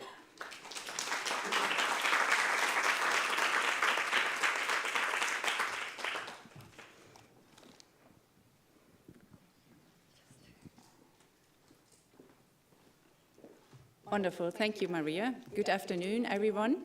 I'm very happy to be here, even though I'm late. Apologies.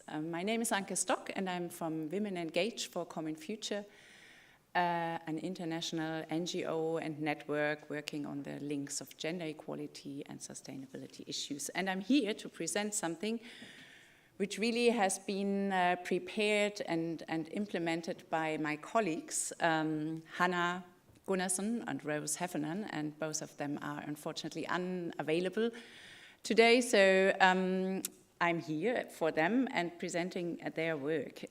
We are WCF, we have been involved in this project to, capacity building on the one hand, but also to take over a few tasks which are related to the test cases. So that was, the Feminist Festival was kind of a testing an innovative format of deliberation at EU level.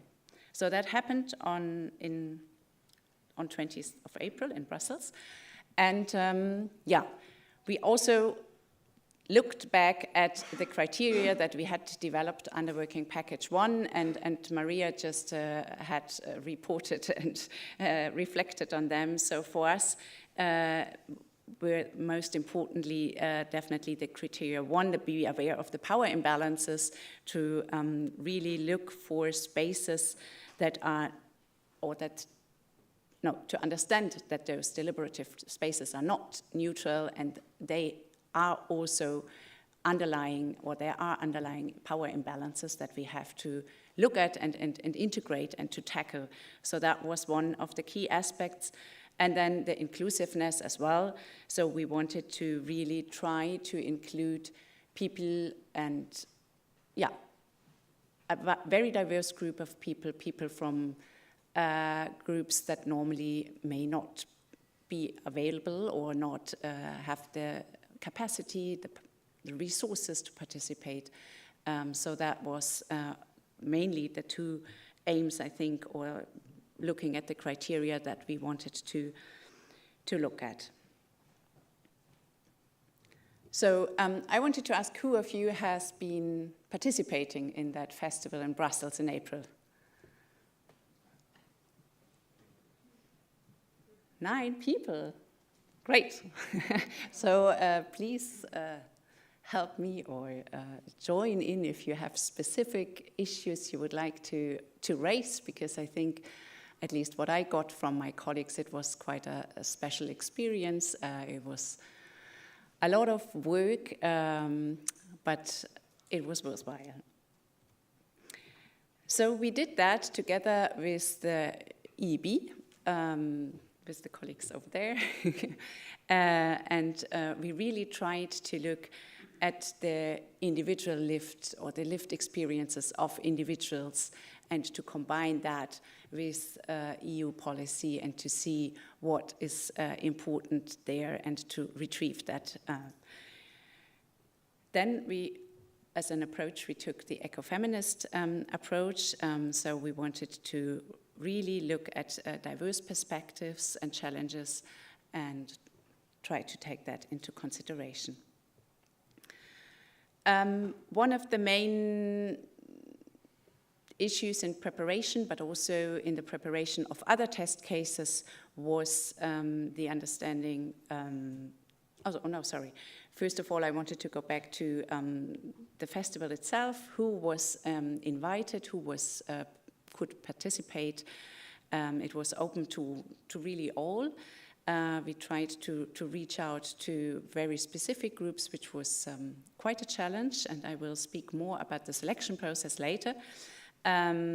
We wanted to foster dialogue and collaborative action by diverse and different forms of discussions, or not even only discussions, but other forms of interaction.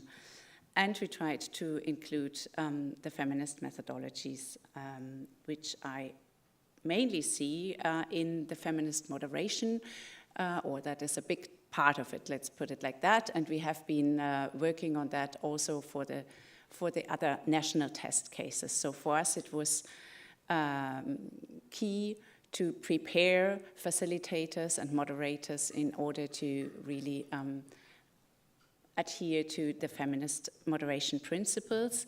We have developed a feminist moderation tool, which is a self-learning course online.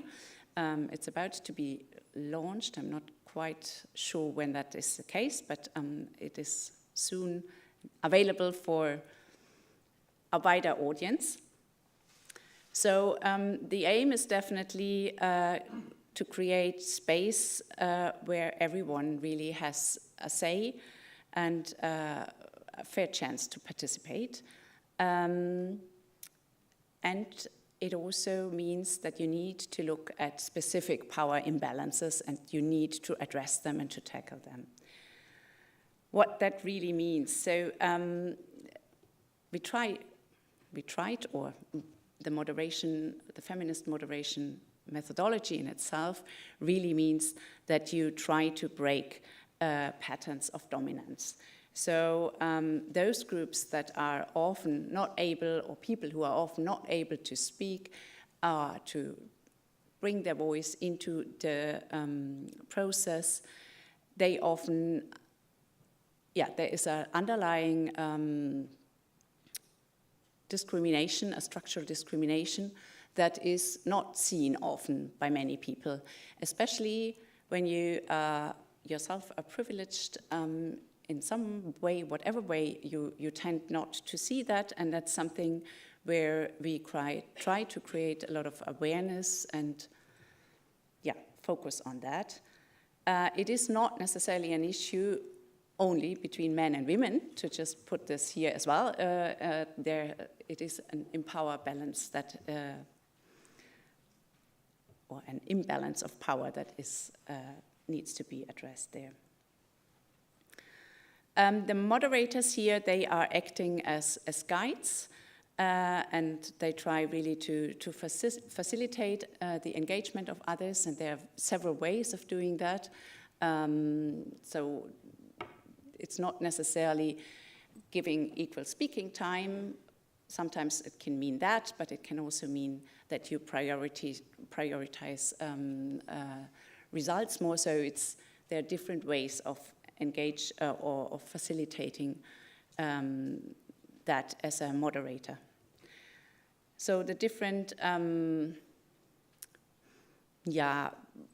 roles there or rooms you have is definitely also interesting to look at. What is important is normally to create a safe space where everyone feels like he or she can really feel comfortable to address her or his issues without any discrimination or violence, of course. Then there's also this concept of creating a brave space, which means you are there to really challenge your bias or also to expand your understanding of others. So that is really going in another direction, which means you need a bit more of power and strength at that moment. And then red lines, I mean, that's something you need to create in every event probably to see where can you not go against, I mean, where is, what is intolerable, definitely violence, sexual harassment, but I mean, there are other red lines that you need to draw. Then how we applied the feminist methodology beyond that moderation. This text is a bit small, no? But maybe you can still read it. That is covering the selection process, and WCF, and in particular Hannah and Rose, have been working a lot at the Women's Major Group, which is one of the 9 major groups at UN processes, and that's where they learned from how to really select a diverse group of participants, and they were really looking at quotas, kind of. So you were they were setting different criteria. where they wanted to reach out to specific people. Obviously, it was geographically that they wanted to have at least 1 or 2 people from each country where the people applied to the Feminist Festival. But then they also gave priority to certain groups, so people from the Global South, for example, queer people, disabled persons, youth and older persons, unemployed people, people from rural areas, and racialized people. So that was an approach which took them quite a while to select people. And if I'm looking back at Maria's presentation, where she kind of presented us the aspect of pseudonymization and anonymization, that happened here as well, but still we needed, and we had lots of discussions with Trilateral, we needed to really find out how far can we go, what kind of questions can we ask in the application form to get a far bit of information that would allow us to select people like that. Then this solidarity principles we are using normally in every kind of event, be it online or in person. So asking people to be present, not to do something else while they are in an auditorium or in an event like that. Engage fully, making space to others, so not speaking too long, taking time for their own opinions and so on. Then also to expect the best of others, so that's, I quite like that as well, so being really positive and outreaching and expecting that the other person, even if she might not or he might not express it in that way, mean the best. Attack the issue and not the person, so if you are having a contradictory discussion, stay to the topic. And obviously no discrimination. So what the team who prepared this event also did was beyond creating the space for discussion and creating inclusive spaces also in terms of, for example, restrooms, looking at making them gender-neutral spaces. So they put up signs for all genders being able to use the restrooms. They also put up some house rules there, and in order to guarantee or facilitate this all, they also created or established how did they call that? A team, an awareness team, right, sorry. And they wore yellow vests, I think, and they were easily to recognize, and then you could just approach them and ask if there was something you were unhappy with or so. So here, that just shows a little bit of what were the preconditions kind of the whole event, informal tone, creating a relaxed atmosphere, having extended breaks, so to also provide time to socialize or informal conversations. The moderators were specifically selected to really guarantee that they came from a diverse background, but also that they were able to facilitate equitable dialogue. Guidance was provided to the moderators. Yeah, we had this toolkit already, but I think they also had like a one-to-one or a small group discussion beforehand. And then we also monitored discussions and tried really to see that the atmosphere kept to a certain tone and that it was equal for everyone to participate. Now I would like to go to a few formats that were used. So this one is this four-corner format or group discussion format. The moderator stays, I mean, first of all, you need a room not like this. You need a room which is kind of flat, and you can put the chairs towards the corners, or at least out of the middle. People stand there, and the moderator has a statement, for example, on climate change, and people are then asked to go to the four corners of the room according to whether they agree with the statement or disagree. So it's agree, or totally agree, totally disagree, and disagree.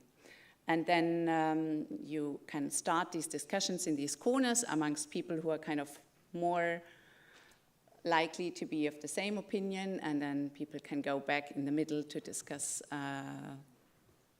more controversially.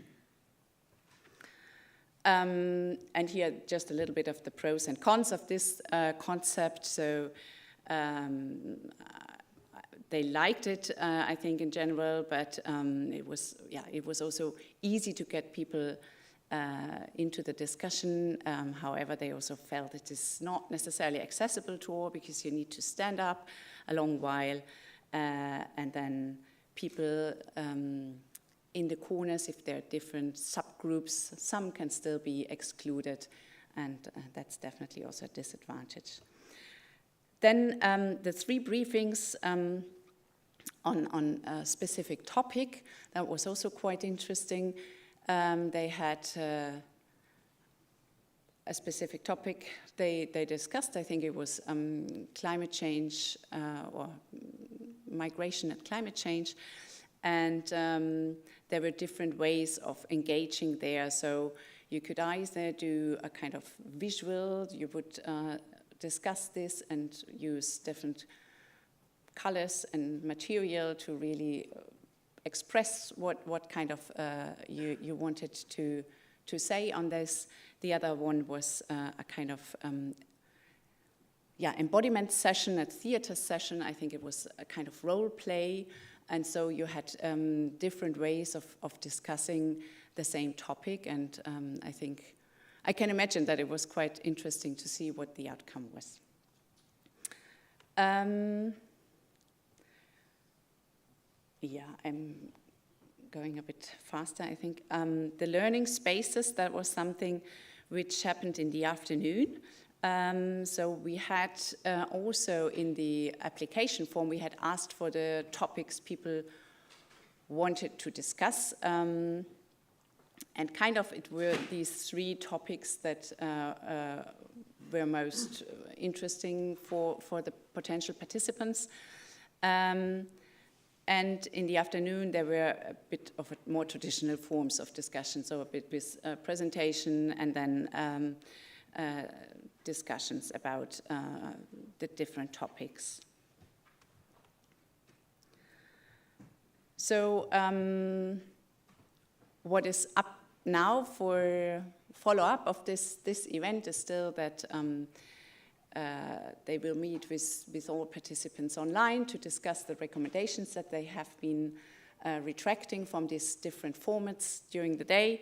And then they want to publish them and publicize, ideally to decision makers, but they also realized that there was during this, it was a one-day event, but still that there was not necessarily enough time to go into the different formats of EU policy and how the processes are like in order to really explain this as well. But it was a try. I want to give you a bit of an overview of what people thought. So there was a WhatsApp group established after the meeting where people are still exchanging. So they also shared personal issues and expressed gratitude. And then there was also some social bonding. I think they went out at night, they went dancing, and there was a visit of the EU Parliament on the next day. this is what people wrote. I'm not so sure you want to go into that, but apparently it sparked quite a lot of interest, and people were really happy about this different format. Yeah, the conclusions.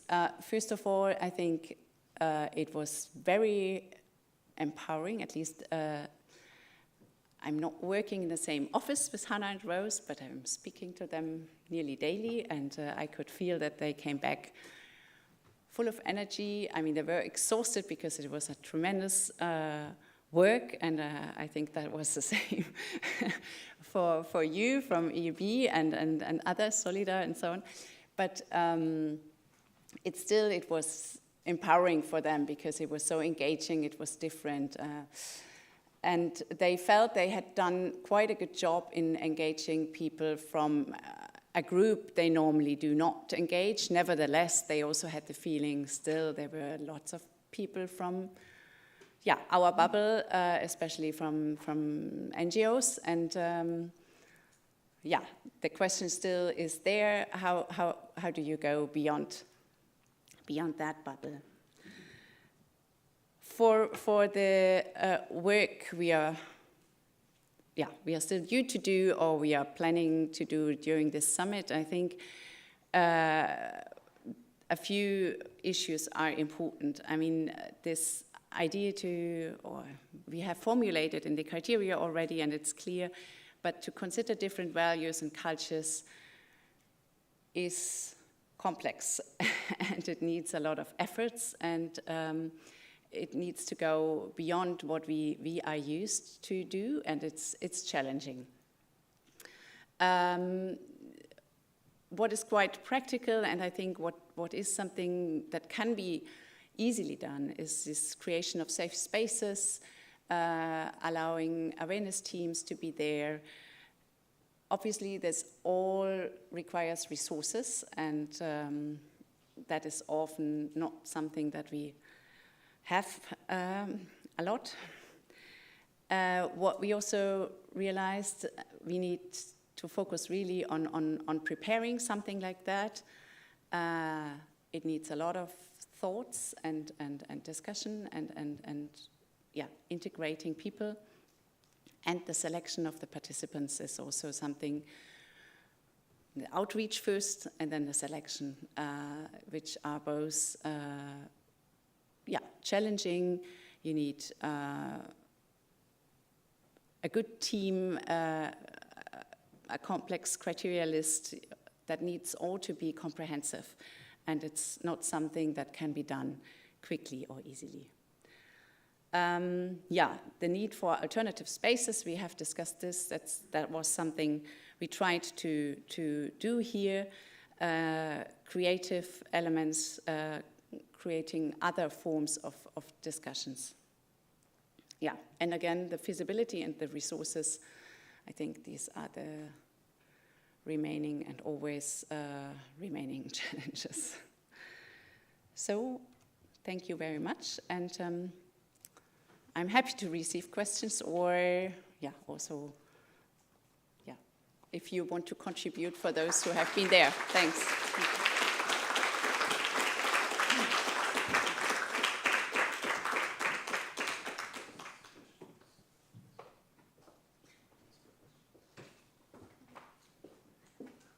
I will moderate now. Do you have any questions now, both for me or for Anna? Anke, sorry, Anke. Yes, go.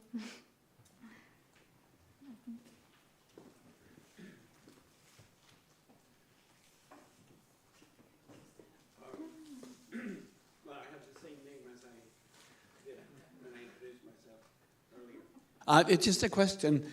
Thank you very much for a very enlightening and very good presentation, both of you. I will be very impressed when I go home in a few days, and I will tell all in Norway that they maybe should be considering joining EU soon, if this is the quality. I have a question to you when you introduced the form. Safe space also with forms. It's a lot about creating trust to the institution you were representing. And you also talked about having a number of safety mechanisms involved. But information can be misused, and if it's documented and if it's saved somewhere. We're in a good spot. That is changing, but we're still in a good spot here in Europe today. And we hope that information will not be misused. If you go to Latin America, people who are environmental defenders are actually being killed for their courage. And so they will never, ever sign on to or give any kind of disclosed information. Is this something you need in the kind of democracy we are talking about? And how do you build trust for the people who are not usually coming forth to participate in the kind of change we want? Are these questions considered? Thank you. Yeah. Shall we collect several questions? Yes. Only if you remember to answer. I should. Yes. Okay. I will answer. Somebody can think of the question. I will answer about the consent forms and in general, how do we about misuse of information and so on. Coming myself as well from authoritarian context, I'm quite aware about the sensitivity of how we use consent. For this specific protocol in Real Deal, we do look only at democratic context. So this is why written consent is norm for the countries that we cover here in the Real Deal. But when it comes to authoritarian context, when it comes to more volatile and sensitive context, other form of consent can be used. It could be oral consent, it could be different type of consent that you can integrate. So it depends as well. This is why we talk about feminist care and approach, right? It's applying more reflective approach that is more adjustable to the context that you understand. So if you are working in volatile, authoritarian or other contexts where this information can be used against participants, you define the approach that is different. You also use different methods of how you work with information, what kind of devices you use. So all this kind of adjusts the protocol of how you collect, analyze information from specific regions. So I think this is just very much about context and how you adjust to this specific context. Yes, I saw another. Was another question? Yeah, please. No? I'm just. You just. Like to have the questions to be here. Yeah. Yes. I think it's needed for the recording.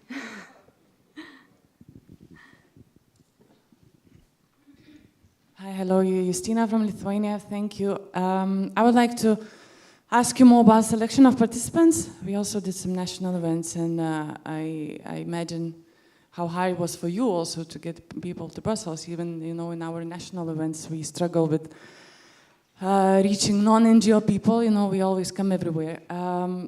So how did it work? I saw this beautiful, line where you listed the participants who came. But actually, in practice, how did you do that? What was more or less the part of the applications, who were not from the NGO bubble? How did you work with them? And do you also mean that the people out of the Brussels came? Because that's, the fascinating part for me, how you can reach, somebody, if you say from not NGO bubble, the simple citizen, especially from more marginalized groups, getting there and coming. And the second part of the question would be, how did you work with the group balance then? I understand you still got the NGO people there. Did you feel that in the group balance? How did you work it out? And just, more sharings, how we should do it or what we shouldn't do it. Thank you. Thank you. Does it work? Yeah. Very good question, and I think the second part I cannot answer. I will give to the people who have been there. The first part, we are a network organization already, so we used all our channels that we have. We have particularly addressed, for example, NGOs working with people from certain marginalized groups or so. So it was specifically an outreach to those. Then people came from outside of Brussels, indeed, and we reimbursed them, or we are reimbursing them, and the process of getting them there, it was a lot of work, I think, to first select them and then tell them how to get there and what they can do, and so all these kind of things is like a lot of administrative work. But people got there, and we had a certain budget for them to come, but obviously we didn't pay them. Yeah, so we also had this incentive. Is it an incentive or is it not an incentive? But we thought it is one, probably, to have tours with the European Parliament on the second day. And we tried to make it as attractive as possible. Yeah, but I think it was really for people who came. They realized it's something different. Yeah, so it's difficult. And may I ask, I don't know, someone of you who has been there, how was the balance between the NGOs and the ordinary citizens, and how did that work in the discussions? If I know it looks like we are, supposed to lecture towards you, but we want to integrate some insights from our partners. Is just over there. Maybe I can come in here, coming from EEB, who we worked with WCF on the Feminist Festival, and as Anke, you've described it really well. And I mean, we also, I think one of the things that we added from the first deliberation that we did was we had a proper kind of communications document and a strategy as to how we can kind of go beyond the bubble, as you mentioned, and also a few questions in the sign-up form to try to redress the balance a little bit. But even with this, I still think it's a challenge for all of us probably working on this as to how we can do that. But I do think that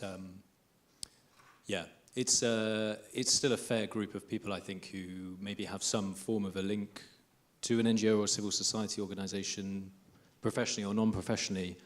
But we also kind of set this out at the beginning to say, wherever you're coming from today, please remove your hats, and we participate all together as interested citizens in this, in the deliberation. So that's probably a key point. But thanks. Hi everyone, Hilmi from Solidar, and I was present during the Feminist Festival as well.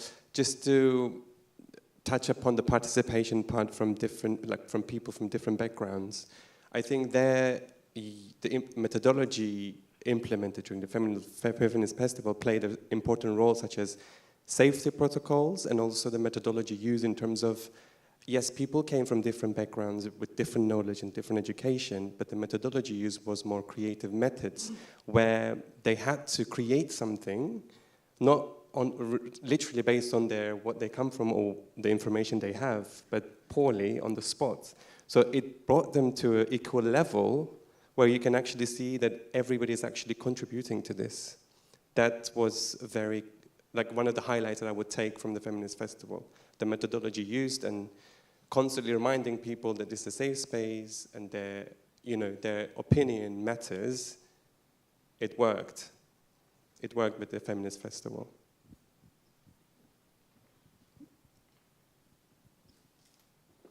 Any other questions? Comments as well? Yes, hello. I'm Joel Berenguer. I'm from a company called Open Politics. We are responsible for the online the online participatory platform of The Real Deal. But it's not in this capacity that I put my question. We also assist live processes. And often, I mean, what caught my attention was the three first solidarity principles, which were be present, engage fully, and make space, which for me sounded like a way to encourage people to make themselves be heard. On paper, I think that it's good, but often we find that it's not that much of an encouragement, unfortunately, for some people, but more of a way of setting expectations. And some people may even feel a bit not legitimate enough if we set up these expectations up front. Of course, I think that the Feminist Festival was a very specific case, etc. But I would like to know, like, if that came to your mind, like, what was the trade-off? In any case, like, I think I would like to have that variable feedback, because it's something that that tends to happen a lot. Like, it's a question that we're putting ourselves more and more, like how an encouragement can become sometimes a barrier, especially for the most vulnerable or most usually excluded publics. Thanks.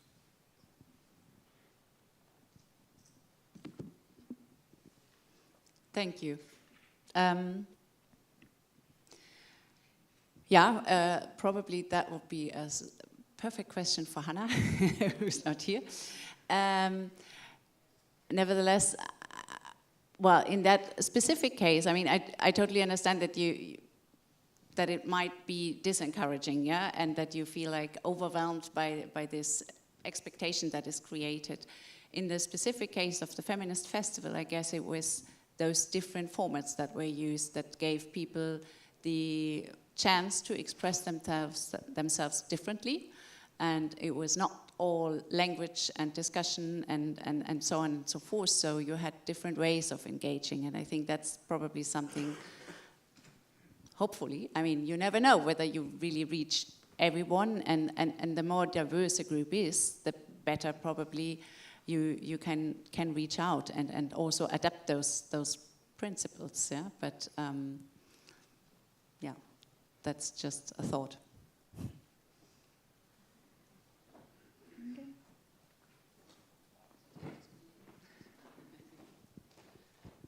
I wanted to comment on Hilmi with this ordinary, or with the NGO circle and other participants, it's 50-50. I was also there at the festival, and it was a similar feeling like in Denmark, where we had worked on the European semester and also had this kind of snowball system, audience recruitment, participants recruitment, and I would say this bringing together people who work for NGOs and then the kind of bubble and extended and via, I think you did even more efforts to do this, find people, friends of, family of, and so on. I don't know how well you then were able to document this, really, the background of, I think we didn't catch the background of the people.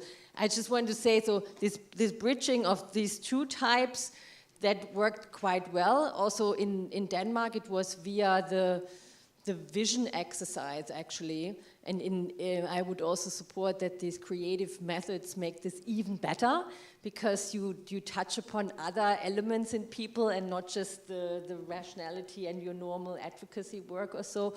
But still, it has to be said, this is still not ordinary citizens. And this, I mean, I saw the difference in all the random selection cases. In Germany I was, in Poland, I don't understand Polish, but I saw the people. I think we should not have the imagination, we should not call this ordinary citizens. We called it then eventually interested citizens. And I think this is maybe a good way to differentiate between those groups and type of recruitment.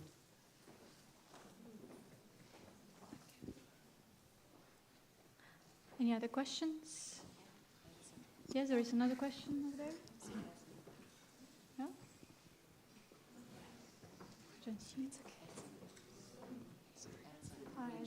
Yeah. Yeah, thank you. I have a question to you, Maria. You also explained about a consent form and how you could organize that in multiple ways, also making use of more visuals and things like that. And I often have the feeling, and it's also I do it myself as well. When I get a consent form, I just sign it and then whatever. I don't always read it. But when I have people who participate in my event or my research or whatever, I want them to read it because I want to make sure they understand what I ask them actually. So do you have, I don't know, tips or best practices on how to make sure that people actually read it or look through? If you use visuals, then maybe it's different, but do you have tips on that? We can discuss that, but I'm thinking about that the main issue here is a bit about time. Most of the time you get the form just before you need to enter the event. You're in a rush, you don't want to read it. There is a bit of this kind of timing, right, that is involved. So creating actually a dedicated time for signing the consent, and as well not just integrating it as in written form, but starting the event by describing about the rights, the importance. So basically just voicing over the same form. So you're not only giving them in the written form, but you start the event by explaining this in a very easy language, what this form includes, involves. You kind of dedicate those kind of 20 minutes at the start of the event just on discussing these aspects. I know it seems like boring, but it's important for creating awareness of citizens, creating that they have ownership of what they're doing here, right? So in my events, if I organize it, I just dedicate the slot by discussing the same form if they have not, if they didn't have the time to look over it, and prepare it not in the language that is written in the form, but prepare it in the language that is more accessible, taking into account as well the different characteristics of the group that you gather together. So also, again, using, there are different formats that have been integrated recently. This is like comic strips, right? Videos are including in this space, you include elements of the consent, what is going on. For example, this is recorded, so there is a aspect that there is a video going on, so you put it on the wall that this is being recorded as part of this awareness of what is happening in this space. So you can create it through different steps, from giving the time to read, to dedicating the time to go over the form before the beginning of the event, and creating the space through the signs and other elements for what is consent about. So I think by including those aspects, you create more inclusive space and explaining as well the consent in different ways. So, yeah. Yes, please. We have a microphone.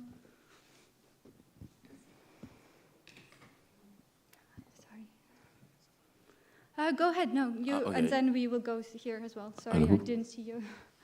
Good afternoon, everyone. My name is Fernando Chironda. I'm from the European Anti-Poverty Network. Thank you for your presentation. I'm glad to be here. I just want to ask, I don't know, maybe the two of you at this point.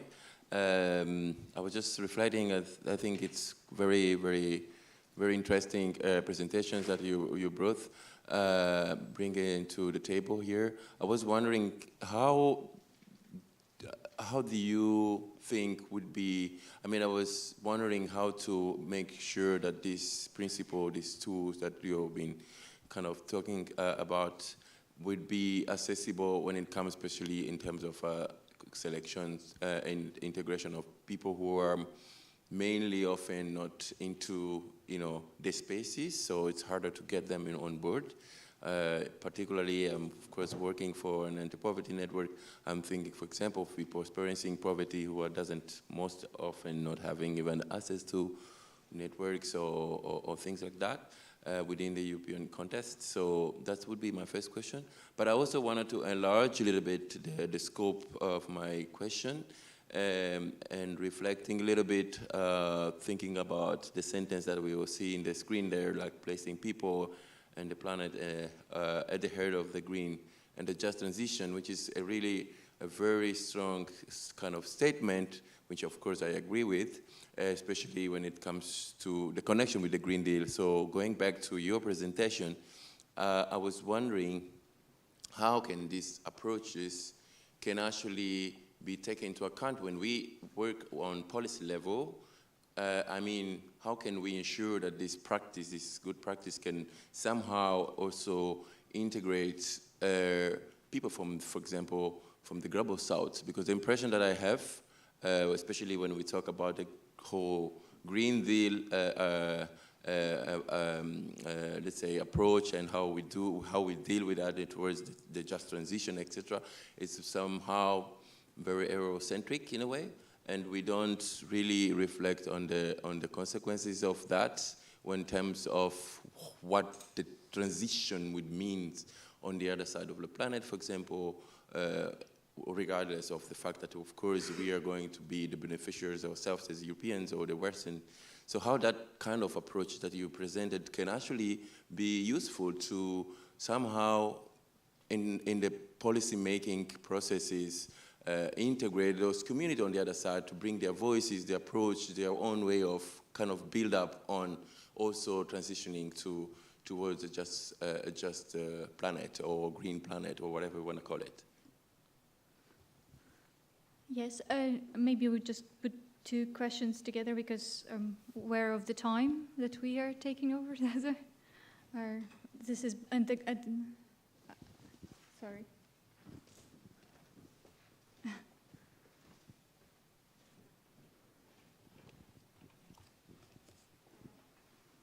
Thank you very much. So my name is Victoria Mangarovska. I come from North Macedonia, and I was actually a participant in the Feminist Festival in Brussels. It was a deliberative process for green transition. So I want to say that it was quality and successful organization. First, from the chosen participants, it was quite a diverse group of participants coming from various countries. Also, they brought a different perspective into the deliberative processes, and it was very interesting how, for example, in a topic of climate transition and migrants for climate, from different perspectives, we managed to create a deliberative process into guidance for future policies, for example, for climate migrations. Also, there was a very diverse group of activists also from social society groups, from academia. So I'm actually also teaching in International Balkan University as also professors. So there was also from diverse groups. There was also from young activists, young people, also from different inclusive. So it was very inclusive, but still all of the participants had the same interest, for example, in sustainability and also in green transition.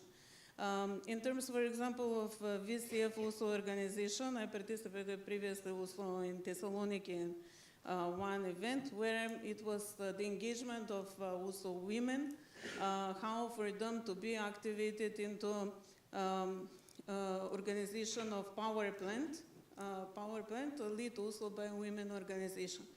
So it was very interesting how also with the inclusive participation of women, there could be also a lead towards a new process of green transition and also sustainability practices and policies in Europe. So congratulations also about this event.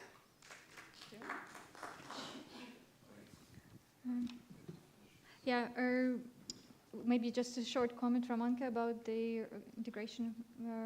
I was just thinking about the first question. Do you have something to add? No?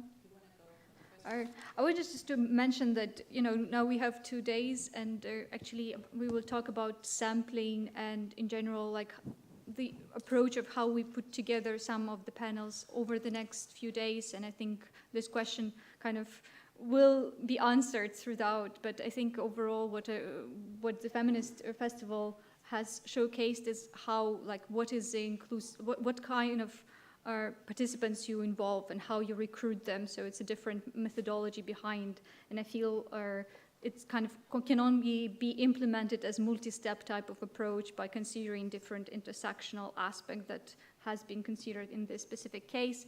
But again, we will come back to the selection of participants in the next few days.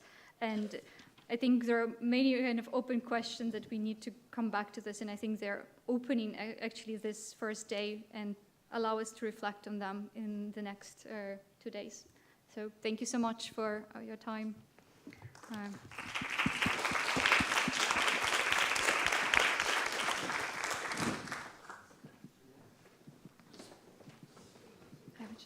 I stuck, somehow the mouse is not here. I was just trying to change it. And Okay. Then, So we can bring our next group forward, please. What happened? Oh, it stopped working. We may need some technical help because this laptop froze here. So we need to get the next. If we can ask some of our helpers to laptop froze, so we can't get the next presentation up. But thank you. Just to respond that indeed we will be talking about some of these issues. So I would encourage, if your question wasn't answered, to ask it again tomorrow. Once we get into the more detailed discussions, feel free to ask the questions again, and until you get the answer. So we will have other opportunities to go into more detail on some of these points. Okay.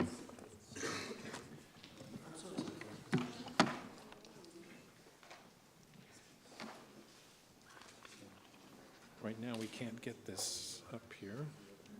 I don't know what happened to it. Okay. I will have a Mentimeter later. It's totally frozen. Maybe in the meantime, You can start? Okay, great. Okay, so while we try to work on this technical problem, which apparently will take a couple of minutes, so if someone comes down in the background, just pretend they're not there. But we can go ahead and move forward to the next panel, or the next discussion on collaborative research involving civil society organizations and the research community. Alessia. I'm short. I can. Do you hear me? Perfect. So good afternoon, everyone. It's very nice to see you all here. Welcome from my side as well to this session, and I will briefly introduce myself. My name is Alessia Marzotto, and I work as a project manager at ALDA, European Association for Local Democracy. It's an NGO that promotes good governance at a local level and participation within the European Union and its neighboring countries. So today I will be moderating the last session that's foreseen for today, and today I'm here with my dear speakers, Hilmi Tekoglu, policy officer at the Solidar, Sebastian Rodriguez from EMI, who works as the communication officer of the Real Deal project, and last but not least, our researcher from the researcher side, Flora Lazzo, correct pronunciation? Oh. Okay. Who is the director of the Citizens Engagement, Art, and Culture Department here at CEU University. Okay, sorry. I will quickly give a brief introduction to the Real Deal project. So the session here that we would like to share with you today, it's about how to create cooperation among the civil society organization and the research community.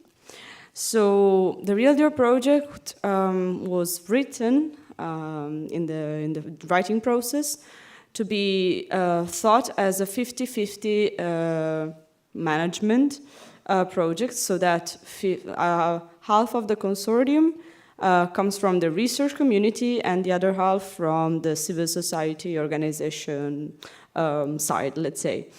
So, and also, in fact, we have 2 coordinators, which are Researcher Institute for Sustainability of Potsdam, and then the EEB, European Environmental Bureau. The first one is a research center, and the second one is a CSO. As well as this sort of division, we find him also in the whole implementing process of the project, because not to go very into details, but the work packages of the project, the phases are led by half CSOs, half researchers, during also other technical reviews. Also, all the process is meant to have both the contribution from both sides. And so today we will have the opinion from our CSOs regarding the cooperation between the CSOs and researchers that we had we've had so far in the project.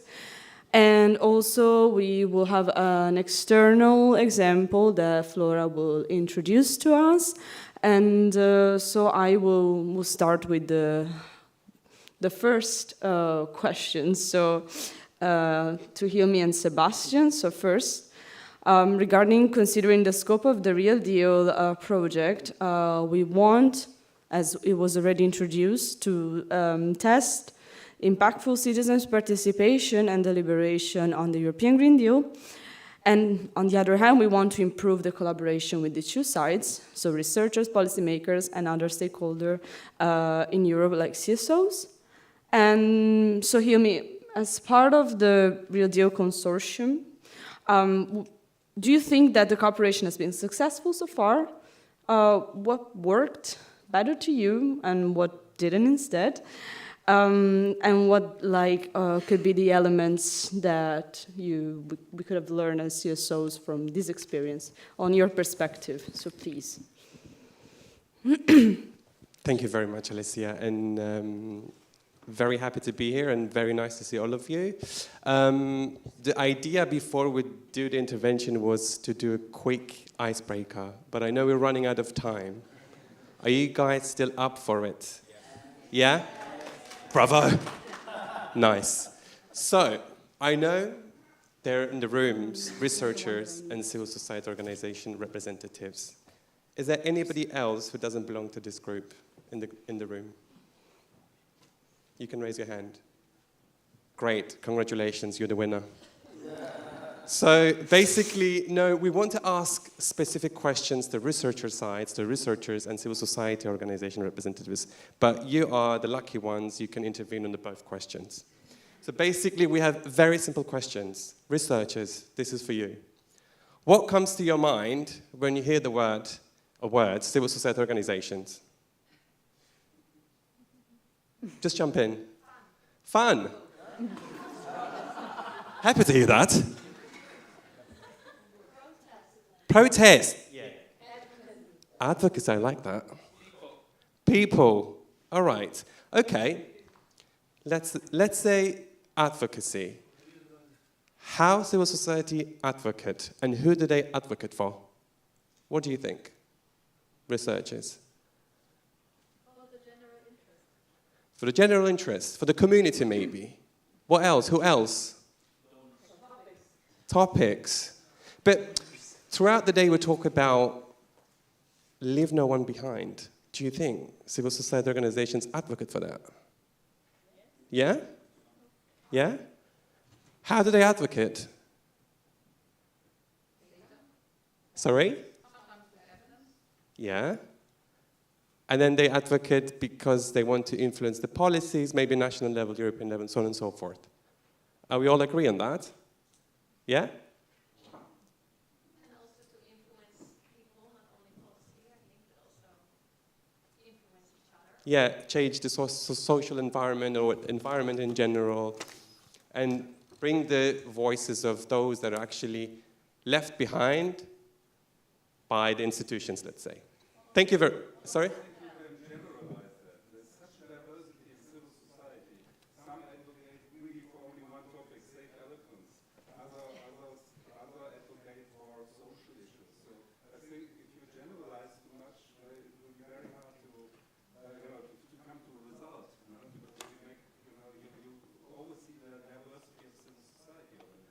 I agree. I agree with that too.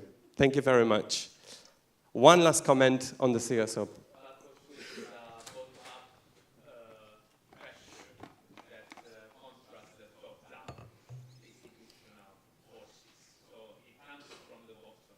Yeah. It's come from the ground. It's come from the human experience, right? I agree with that too. Thank you very much, researchers. Civil society representatives, what do you think researchers do? Sorry? Reading. Think. What else they do? Analyze? How do they analyze? Systematically? Is that what you think? Sorry? Hopefully. Who do they do this? What does this contribute to? Knowledge. To academic world? Does it? No, society. Society? Okay. And does it also influence policy or inform policy making, do you think? Sometimes. Yeah? Okay, thank you all. So this also gave me an idea for my intervention a bit, because I'm here today to talk about how we actually try to bring this to, in the framework of the Civil Society Forum, we organize. Yeah? A bit on the Civil Society Forum that we organize, Civil Society Forum for Sustainability is a very open, informal space that we try to bring, call it people, civil society representatives, policymakers, and academicians together to talk about issues, topics related to European Green Deal. And because this is a very informal place, we also want it to be a learning place. So when we bring these different people from different backgrounds, we like to talk about their work, their findings, and to do this in a way, in a dialogue way, that people that can actually be in a dialogue and learn from each other. So when it comes to the forum, each forum has different outputs. We brought some reports, some documentation for you. Please pick up when you leave the room. And so how do we do this? When we look at the forum, we do mainly have civil society representatives. It's true. It's Civil Society Forum for Sustainability for civil society organizations. But we also brought researchers in as speakers to talk about their findings to civil society organizations. You may think that this was only based on the Civil Society Forum, but we try to involve the participants of the forum, not only speakers' side, but also when we have this output, to continue collaborating with these people after the forum as well. So because we can call it that it's a diverse background, and we have this input from researchers, we also bring policymakers to these learning spaces to give an intervention about certain topic, and then we usually, how the forum follows, is to ask people to discuss, to be in discussions in learning spaces. And after the forum, the input we gather, we draft it in one document and share it again with the forum participants to continue commenting on this. So the output we have, eventually, it gathers all the input from all the sides as much as we can. So this is the positive side, in a way, that we try to keep it diverse, we try to involve researchers, policymakers, and civil society representatives to learn from each other. But one of the challenges, when we look at the challenges side, is that when we had a researcher presenting, for example, on the methodology of participation, the way it was presented, it was very scientific, and when we send the people in the discussion groups, civil society representatives, correct me if I'm wrong, usually they want to take action. Yeah, they want to take action, they want to do advocacy. The information they had, it wasn't actionable. We didn't know what we're supposed to do at that point. So what I want to say is that the collaboration works in terms of learning from each other, But when it comes to implementation of it, we saw some gaps because the researcher side, the info is that usually civil society organization finds difficult to turn this into advocacy action or to spend time to understand, because usually it's long and academic and scientific work, so they don't usually have the time to digest this information. So in that regard, I could say that this was the challenging part when what we found from the Civil Society Forum. And I end my intervention here. Thank you. Thank you very much, Hilmi. I will leave the floor to Sebastian, which is the communication officer, and he can give us a perspective for what concerns the communication and Real Deal, how we target it. So please, go ahead. Okay, thank you, Alessia, and also Hilmi for such a nice icebreaker. I'm gonna build on that. And I promise I won't be too chatty because I know there is a game starting at some point. But the good one is tomorrow, Spain, Italy. So back to business. I want to start with building on the input from the audience. Someone said that CSOs, what we do is fun. And I'm gonna hold that thought because I do think it is fun. But when I go around to all my colleagues and say, I am involved in this Horizon project and I am in charge of the communications, everyone rolls their eyes like, oh, Jesus Christ. You're gonna be involved with like scientific publications, you're gonna be involved, you know, you have to read all these lengthy documents from the researchers and trying to make sense out of it, trying to make them actionable. And I say, no, well, actually, the way the Real Deal was set up was very clever. Again, we have a split, like a co-leadership of the work package in communications, and we have a research institution, Trilateral, who knows very well how the world of scientific publications work and how, you know, what are the best ones, how to pitch an article, how to talk to all these audiences, and then they do a fantastic work disseminating the work that our researchers do. On the comm side, I have to admit that I have a lot of fun when we work with the Real Deal, because when you read at the ambition of the Real Deal in terms of the reach, I don't think it is quite like another Horizon project. I mean, you tell me one Horizon project that is expected to reach 80 million people on deliberation in the green transition. Like, how do you even talk to people? You know, imagine you're on the street and say, hey, I'm sorry, can I talk to you about citizen active participation and deliberation in the green and just transition? By the time I finish the sentence, the guy is running. So it was really fun. It was very important to work alongside the researchers, because what we did was what we call a research-based strategic communications approach that allows us to, starting with the observation, starting with the data that we have, and the data is not data on a spreadsheet. The best data that you can have is just go to one of these deliberation forums online in person and listen. They give you, like, those participants, they give you the campaigns. Like, they give you the scripts, their reactions to when someone proposes something or someone proposes a topic that may come across as too complex, their reactions, how they describe something that is complex in their own words.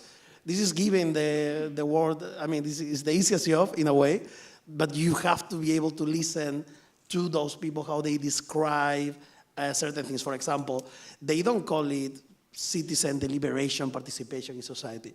They say, or when you tell them, you know, voting every 4 or 5 years is not enough, right? Yeah, of course, it's not enough.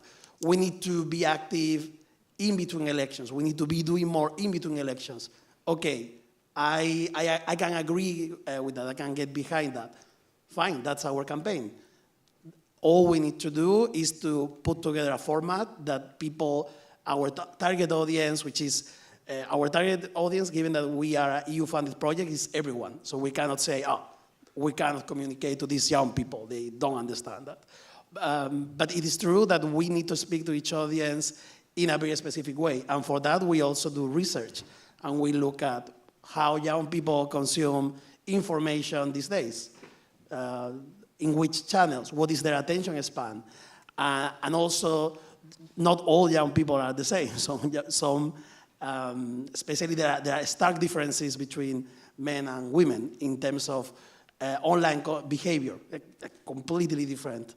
And actually one of the things that we've learned, not only in this project, but it's also across the board, and something that you can take away for your campaigns, is that whenever you're trying to target, for whichever topic, women online, the most important thing is that you give them a link that they can click on and read more about whatever you are proposing. In our case, it was citizen deliberation.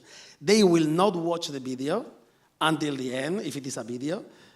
We like videos. We think videos are actually the format that has given us the maximum reach.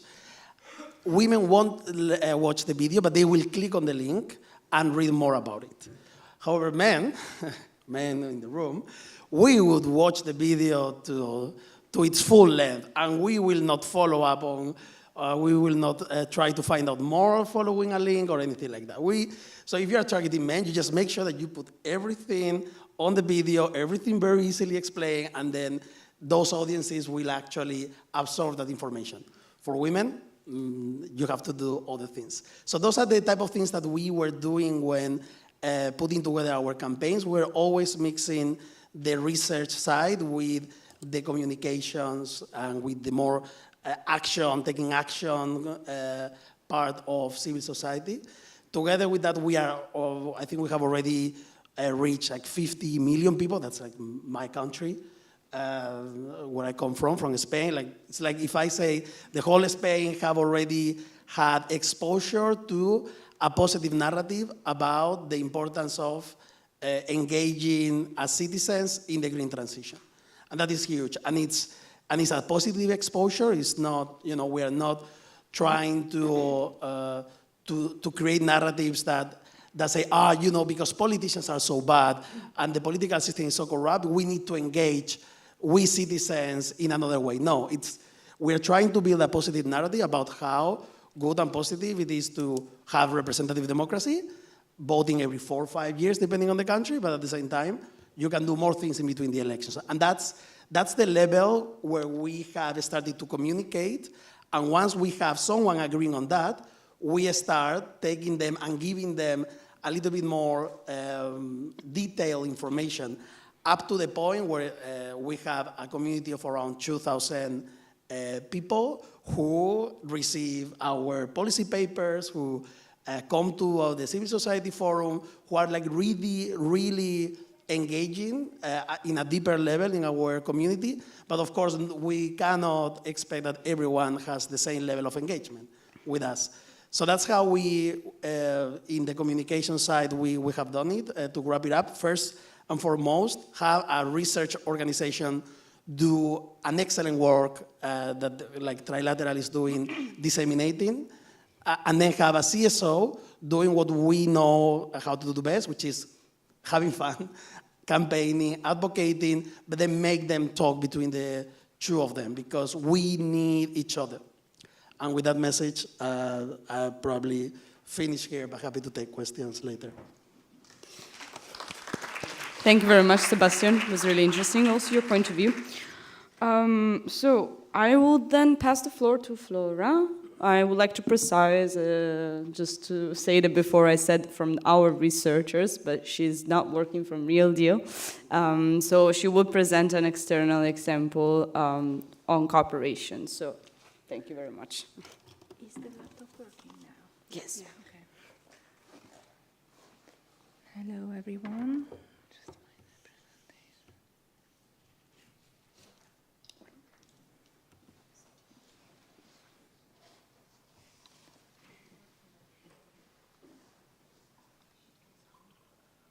Can you see the presentation?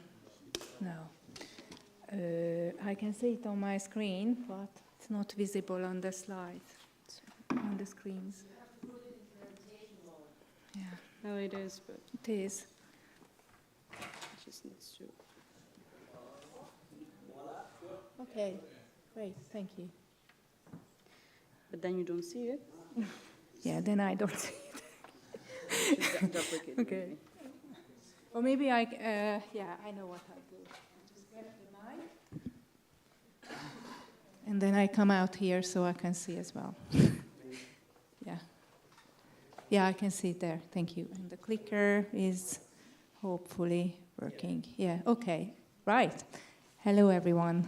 And welcome to Central European University. My name is Flora László, and I'm the director of the Civic Engagement Arts and Culture unit here at CEU. And I suppose that I'm the external voice here, so I was asked to present a project, which is namely the Osun Science Shop project, what we initiated at CEU together with 2 other university partners. And why I'm showcasing and introducing very briefly, shortly, this 3 years project. I mean, it's still running, but 3 years ago we started. It's because this is also a format, this is also a method to connect and to bridge research and researchers and also academia entirely with civil society and with the public, with communities through the advocating of civil society organizations. So I'm sure that Science Shop as a structure, as a methodology, is not new to all of you. Please raise your hands, who has ever heard about the Science Shop as a structure, as a method? Okay, so I can count a couple of hands, 5, 6 hands. And who worked in the framework of the Science Shop at any universities? Okay. Are you from Wageningen University? Okay. So, yes, because it's so it's not entirely unfamiliar for the real project, the Science Shop itself, because it's not us, obviously, who invented the wheel. So Science Shop is an existing model, what we just borrowed when we started thinking about the best method, the best tool, how to connect the university with the civil society and with the public. And for example, at the Wageningen University, there is a great and big Science Shop which I was lucky to visit 3 years ago and learn from the colleagues working in the Wageningen Science Shop. And as I heard, the Wageningen Science Shop is also part of the Real Deal project, so it's not entirely unfamiliar and very far from the Real Deal. But the Science Shop I'm going to present to you now is a bit more unique because it's a network science shop. So that's why we call it Osun Science Shop, because it was created and funded by the Open Society University Network. And besides CEU, it was a European Humanities University from Lithuania who took part and still takes part in this initiative. And then as third partner, the Brak University from Bangladesh, Dhaka, was participating. And especially with EHU, we chose EHU because of the bit similar situation of EHU, what CEU has as a situation, because EHU is a university which was originally located in Belarus, and they had to relocate to Lithuania. Thus, they had to, because of political reasons, obviously, and that's the similar thing happened, probably you're aware of CEU's situation, and the similar happened to CEU, that we had to relocate to Austria, to Vienna. So both universities, both researchers had to learn basically new communities, had to learn the needs and the questions of new communities, had to connect with civil society in another country. So it was very interesting to build and to set up the Science Shop together with EHU colleagues, because basically Science Shop, and now I hope that the clicker is working. Yes, it is. So it is basically Science Shops are service entities within the university. So it's a free service provider and basically a facilitator entity which facilitates between civil society who comes in, asks a question. Oftentimes these questions are actually connected to environmental issues because these are coming from environmental organizations. At least 50% of the questions are coming from environmental organizations, actually. And then the science shop, as a facilitator entity, has to find the place, the right department, the right faculty, the right course, the right thesis work, the right research, which can cooperate and work together with the organization and work on that specific issue and question. And what's the hard? I mean, this all sounds wonderful, beautiful, and obvious, but it's not, I can tell you. And it's not, and the most challenging thing is actually how to formulate the question into research.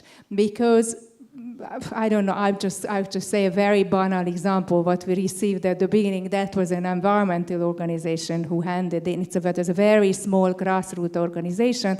Like how many trees and what kind of trees I have to plant in order to, make nicer the environment of my village or whatever. And so, yes, a very nice question. But when we connect this question to the environmental department at CEU, then they had to work a lot on how to introduce this question to their students to work on the question.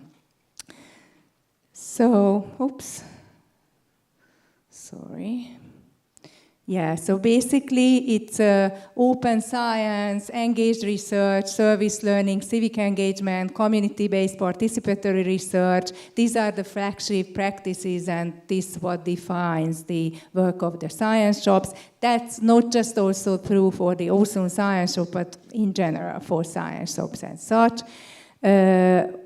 Open doors and bridge and translate, connect between universities and between basically real-life questions, and especially the clients. So the clients who are submitting the questions to civil society organizations are those who can usually not pay for these type of services otherwise. So that's why it's civic engagement as well, because it's our responsibility as a university to serve this need and to serve the client, to produce and to create our knowledge and transfer our knowledge in a user-friendly, tangible way that they can use it and help replying to the questions.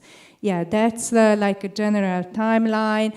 That usually we ask, so how the whole process goes. So when it comes to start and initiate the science shop itself. So first, obviously, we need to know at the university, like which are the researchers, who are the faculty who are interested in this service. And then we collect their interest, so then we have the topic, the area, what we can offer to civil society organizations, and then we launch an open call towards civil society where we list all the area, all the research area or the course list, what they can choose from, because CEU is a social sciences and humanities university. We cannot answer to medical questions or such. So yes, and with EHU actually there was also a partnership, or the partnership consisted of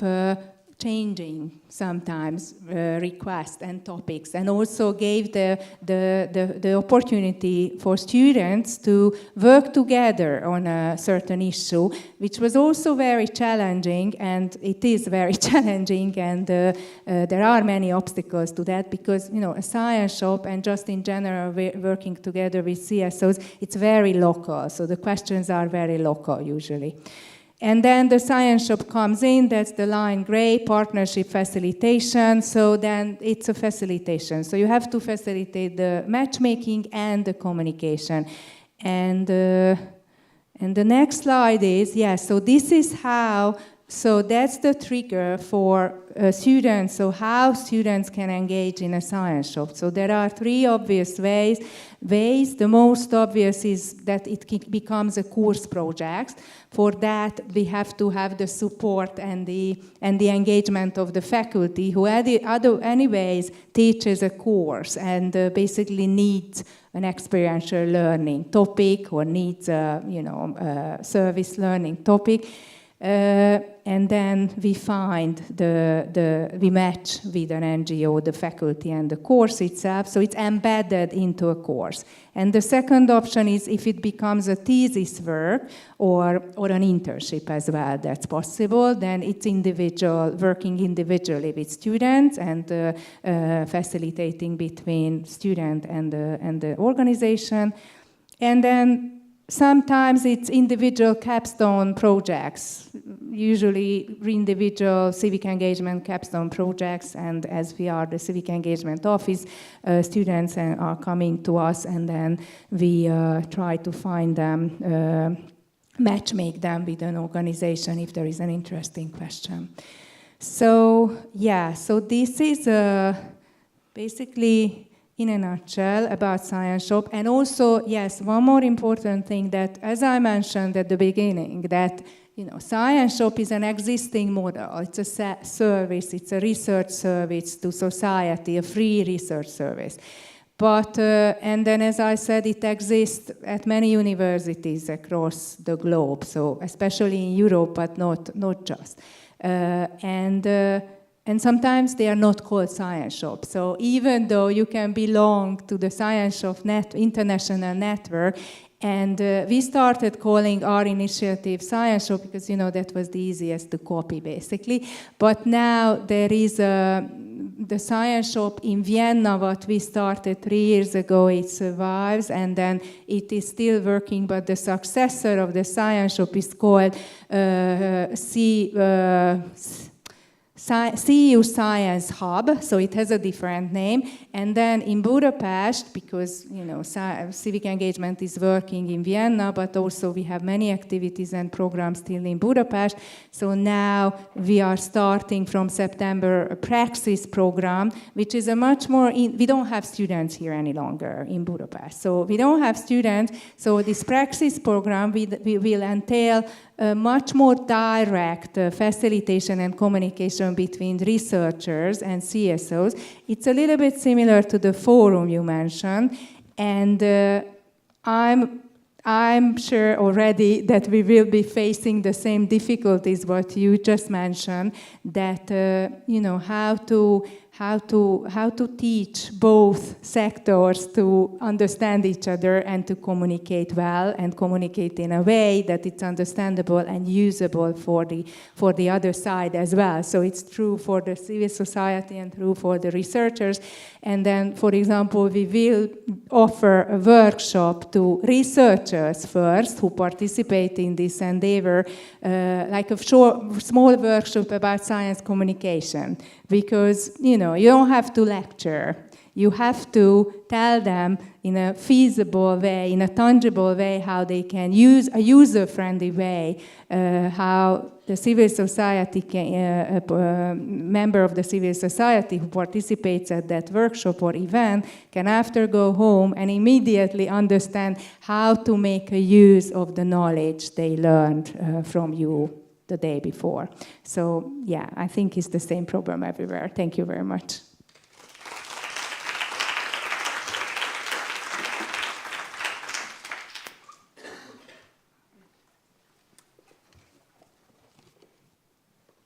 Thank you very much, Flora. Yeah, we wanted to have also, let's say, an external perspective regarding the added values or potential problems that cooperation among stakeholders like researchers and other stakeholders like civil society organizations might have when they have to cooperate.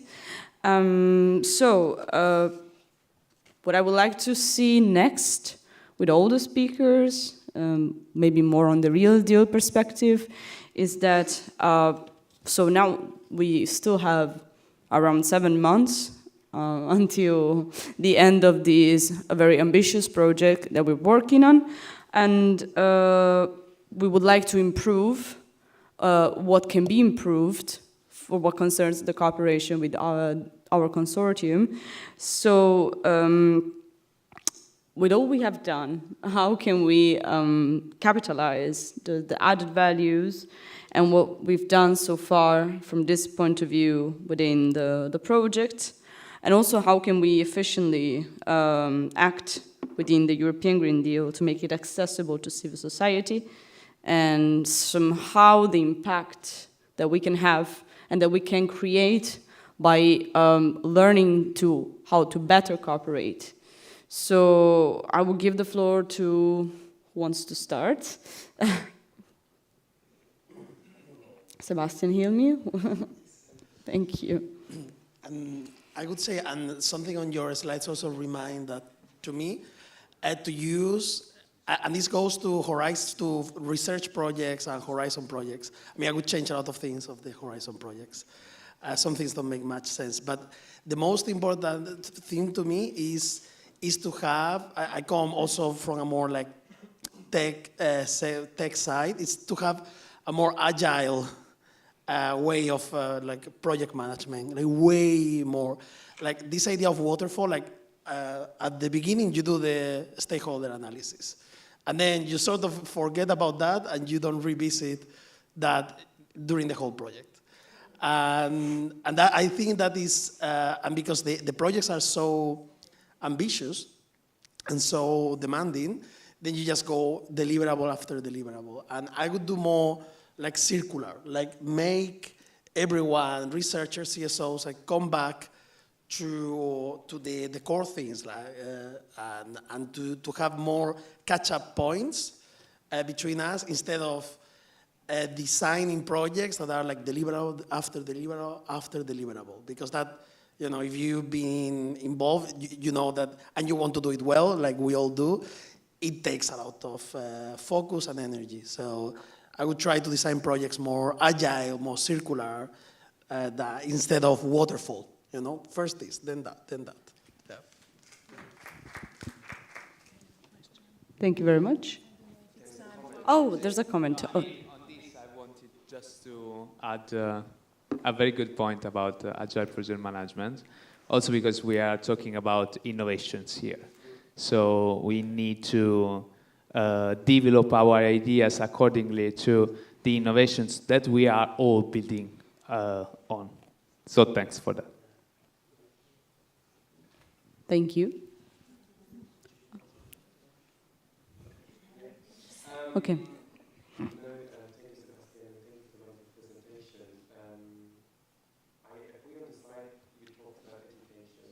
I think it's not working for me. Hello? Okay. Yeah. No, you mentioned in your presentation about, like, very well pointed out, education. And I see that students have this formal education, they learn from this. And I think we should investigate on that, what's the informal ways to teach this on both sides, civil society and researchers also, or it's a life learning process, and I think we should take this as a lifelong learning process. It's a continuous process, we try and learn. Specifically when it comes to Real Deal or the forum, I mean, our realization was, I think what we could do better was to involve researchers from agenda setting, point by point, what could they change to make it their input more actionable for civil society organizations. I think we could do this better. But also, in general terms, this should not only specifically stay with Real Deal, but I think such collaboration, and Real Deal is a good example, bringing two sides together. Such collaborations should be continuous. I mean, we talk about one project based, but we should see more example of this to be able to see what work, what are the good practices, challenges, to be able to build on that. So I guess, yeah, that's pretty much it. Okay, so step a microphone. Okay.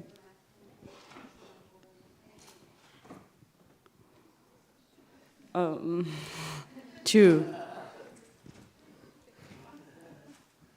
Thank you, thank you. Sorry to barge in again. You come to my age, you have no problems in admitting to the age you have. I was an intern with the Morris Strong team in 1972 in Stockholm, working to establish the UN Environment Programme. And I've since then worked on environment and civil society. And there are a couple of things that are interesting historically. I edited and published last year with UNEP Civil Society's Impact on the Environmental Policies of the World. It's a 50-year perspective. And it's large. It's a compendium of articles. It's freely downloadable. It's 950 pages long. And it's been written by civil society and what they've done.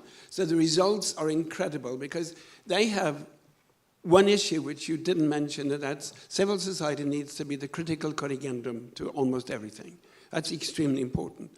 And the other thing they do is to keep an issue on the agenda over time.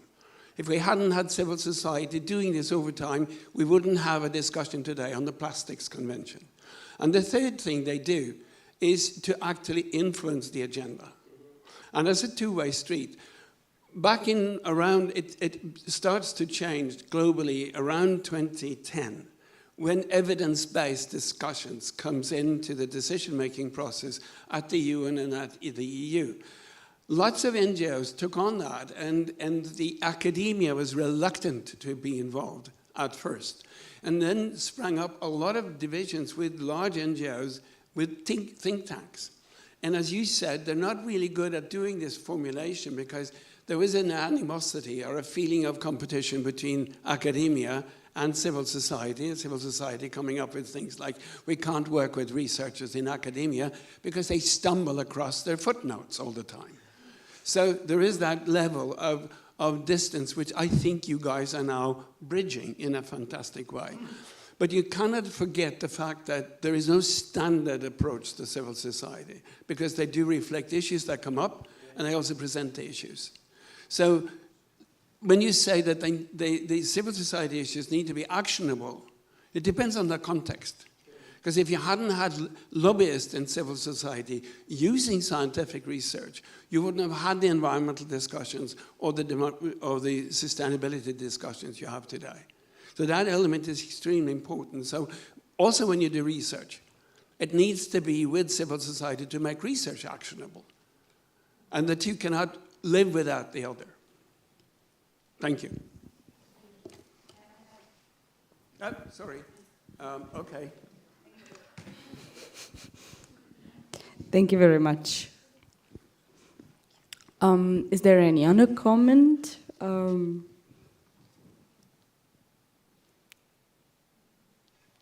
Okay.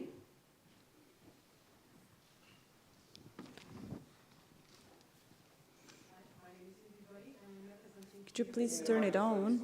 Because I couldn't hear you. Okay, so my name is Judith Bori. I'm representing here the Green Legal Platform, which is quite new, but the members are very long they are working on environmental and equality issues, and happen to be we are a mix of researchers and civil society experts or community organizers, and it means that we can be very fast and very slow at the same time.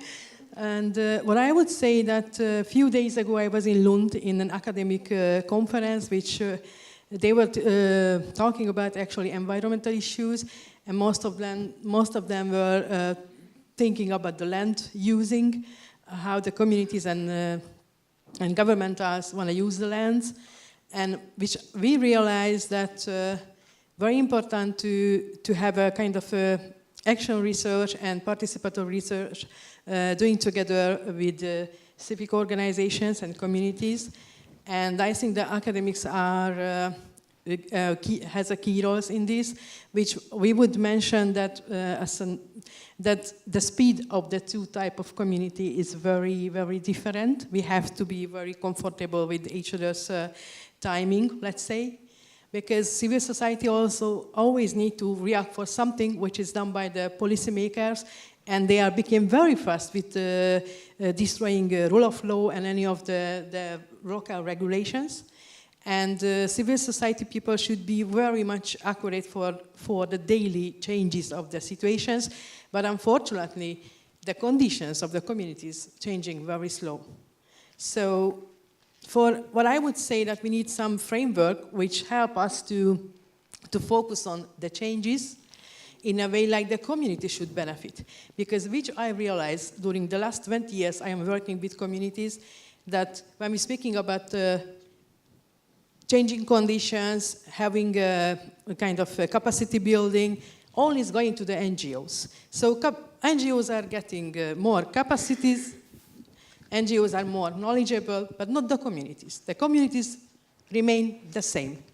So if we're not going to change this kind of approaches in an academic or any other levels, if the community is not going to have a direct benefit about our knowledge, doesn't make sense. Especially for those who are very vulnerable, like Roma communities, because I'm working with them. And I see that so many monies, approaches, methodologies are developed, and monies are there, but never reaching the communities. Even the NGOs are inside the communities.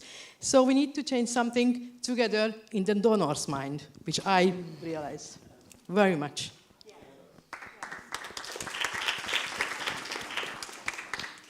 Thank you very much. Do you... No? Anyone else from the public? No?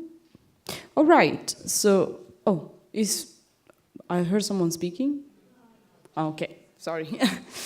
So, we're going to the end of the session, but before leaving you, I would like to do something a bit interactive, which is a Mentimeter. You know, are you all familiar with Mentimeter? Does anyone need any explanation? Okay. So I prepared this quick interactive session, and let's see. Ooh. Oopsie. All right. So you can join, but now I don't see. You can join by scanning, the code around here.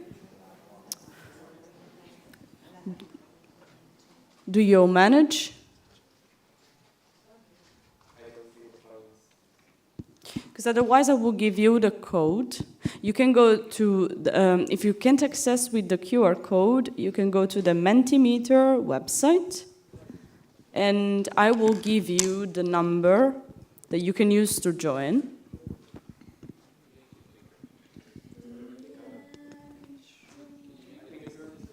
Yeah, I will share the present. Yeah. I have to use this. No, I don't think.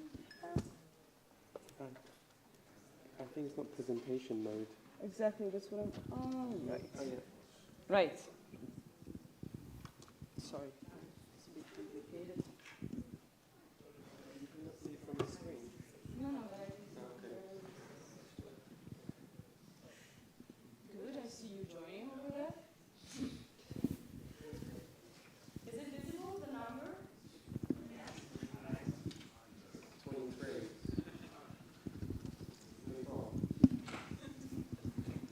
Okay. Good. Okay. In case you can access with the QR code, the number is 26009312. More people joining? Yes, no? Yes.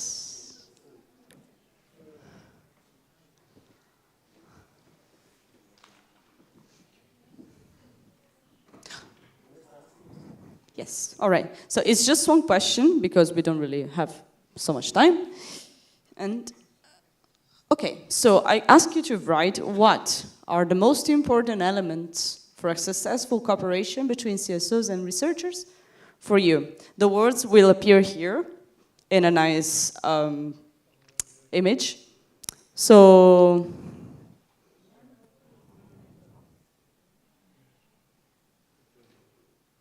I see one like, but I don't see the word. All right. So common language, mutual respect, trust. Oh, whoa, wait.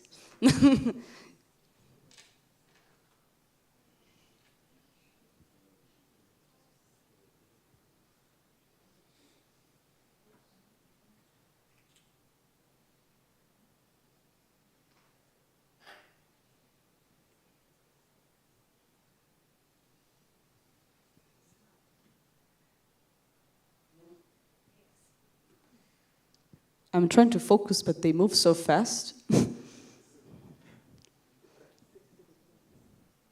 So, yeah.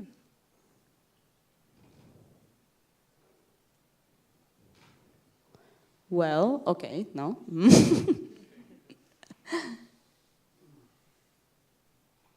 If you want to let me know that you're done, you can click the like button, so I won't speak while you're still typing.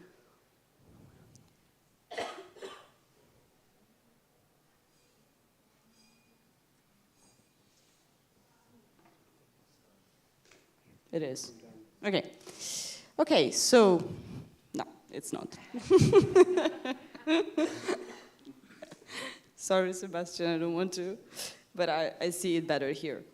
So, the biggest one that I see, it's in the middle, which is trust, which is very important, and something that came out also today in our session, like you mentioned it, for example, Sebastian, that you and the Trilateral as organization cooperate between each other to do the communication and all the strategy, and it's very important that you find yourself well into cooperating, and you trust each other, you trust all the process, and then communication and understanding, collaboration, patience.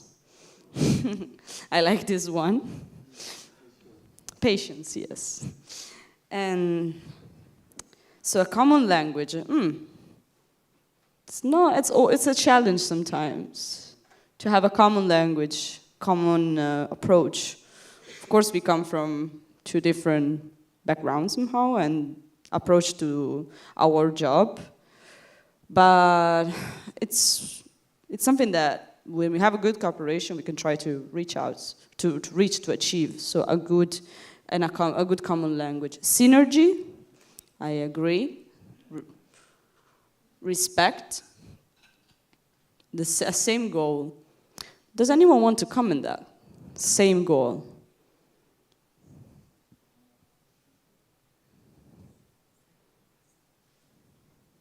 Like, if I can ask, like,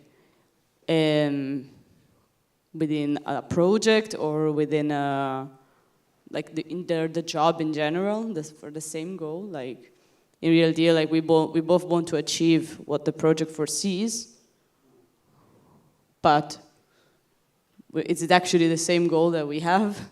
Like CSOs advocate, as Ilmi said, like we in real deal, and researchers advocate? No. So I want to, yes. Is there another microphone? Yeah, there was, but. This is not good cooperation. Okay. Thank you. Well, this was not something that I wrote about the common goal or same goal, but I think it's worth a bit of talking about. So sorry for everyone that doesn't know me. I'm Christina from Climate Action Network Europe, also part of the project. So same goal, I would say that we do have same goal. We do want to have positive change in society, let's say. I think it would be a bit, we do want to, from CSO, we're more on like on the ground, working with communities, with citizens to make the change. And research, of course, we want the research to be relevant for society. But I think what I wrote in my, with my words and also what I see on the screen now, and probably also what we saw during the project, and I hope all of you can agree with me. I think it's not so easy to bridge the gap of the way we work or the audiences that we're focused on. And I think this is something to bring forward from this project in the way we continue working, and hopefully, because this was an amazing experience also for me to have this mixed consortium. But to also be humble on both ways, that we don't know everything, and the way we work is probably can be improved. And I think it's good to maybe like have or start the project. I will agree with what Sebastian say, to have maybe a workshop on what we want to achieve, and then like see how what are the best aspects of the way we do work, and then combine that into a project, into an output that is actually taking the benefits of both of the ways we do work. Because I feel, just to be honest, that some of our deliverables, you can clearly see, okay, this was made by research partners and this was made by the CSO. And some of the things we really, especially maybe here, Sebastian has the toughest work, how to translate the products into something that can be communicated, then like easily be reachable to citizens, and then also like to policy makers. And then, of course, researchers also want to do publications. So this is all great, but yeah, how can we, basically what I'm trying to say, sorry for the long now thought, but I want to say that we can make our work better. So maybe we can learn, and this is what has been great experience, to learn how to cooperate better. And I agree, patience, mutual respect, and synergy. And I think we accomplished great thing in the project, but it's something that maybe we can apply for a new project and see like how we can improve that. So sorry. The common goal, make the future better. Thank you, Christina. Oh, thank you. I've been told that we are a bit late with the timing, so I would like to thank all the speakers first, that did an amazing job and gave amazing arguments to discuss on, and many inputs to reflect on. And to you, because you were very interactive and you gave a very good contribution that we could and we will reflect on internally as well. Thank you very much, and I wish you a nice evening and a good summit.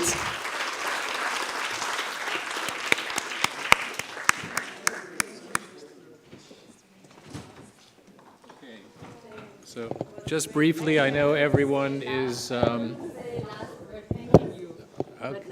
Yeah. No. So, just a brief announcement. Yeah, just so we have our reception, which is actually starting in about 5 minutes. I believe it's going to be outside here. Tomorrow morning, we start at 9 o'clock. Tomorrow, we have a very interesting panel discussion to start with. We promise we're going to be a bit more interactive. We're going to break people into groups, and we're going to do some work in small groups tomorrow. So I think it looks like it's going to be a very interesting, exciting day. I want to thank you all for your attention and your participation, and I hope you have a nice evening after our reception as well, and enjoy yourselves in Budapest. Thank you very much.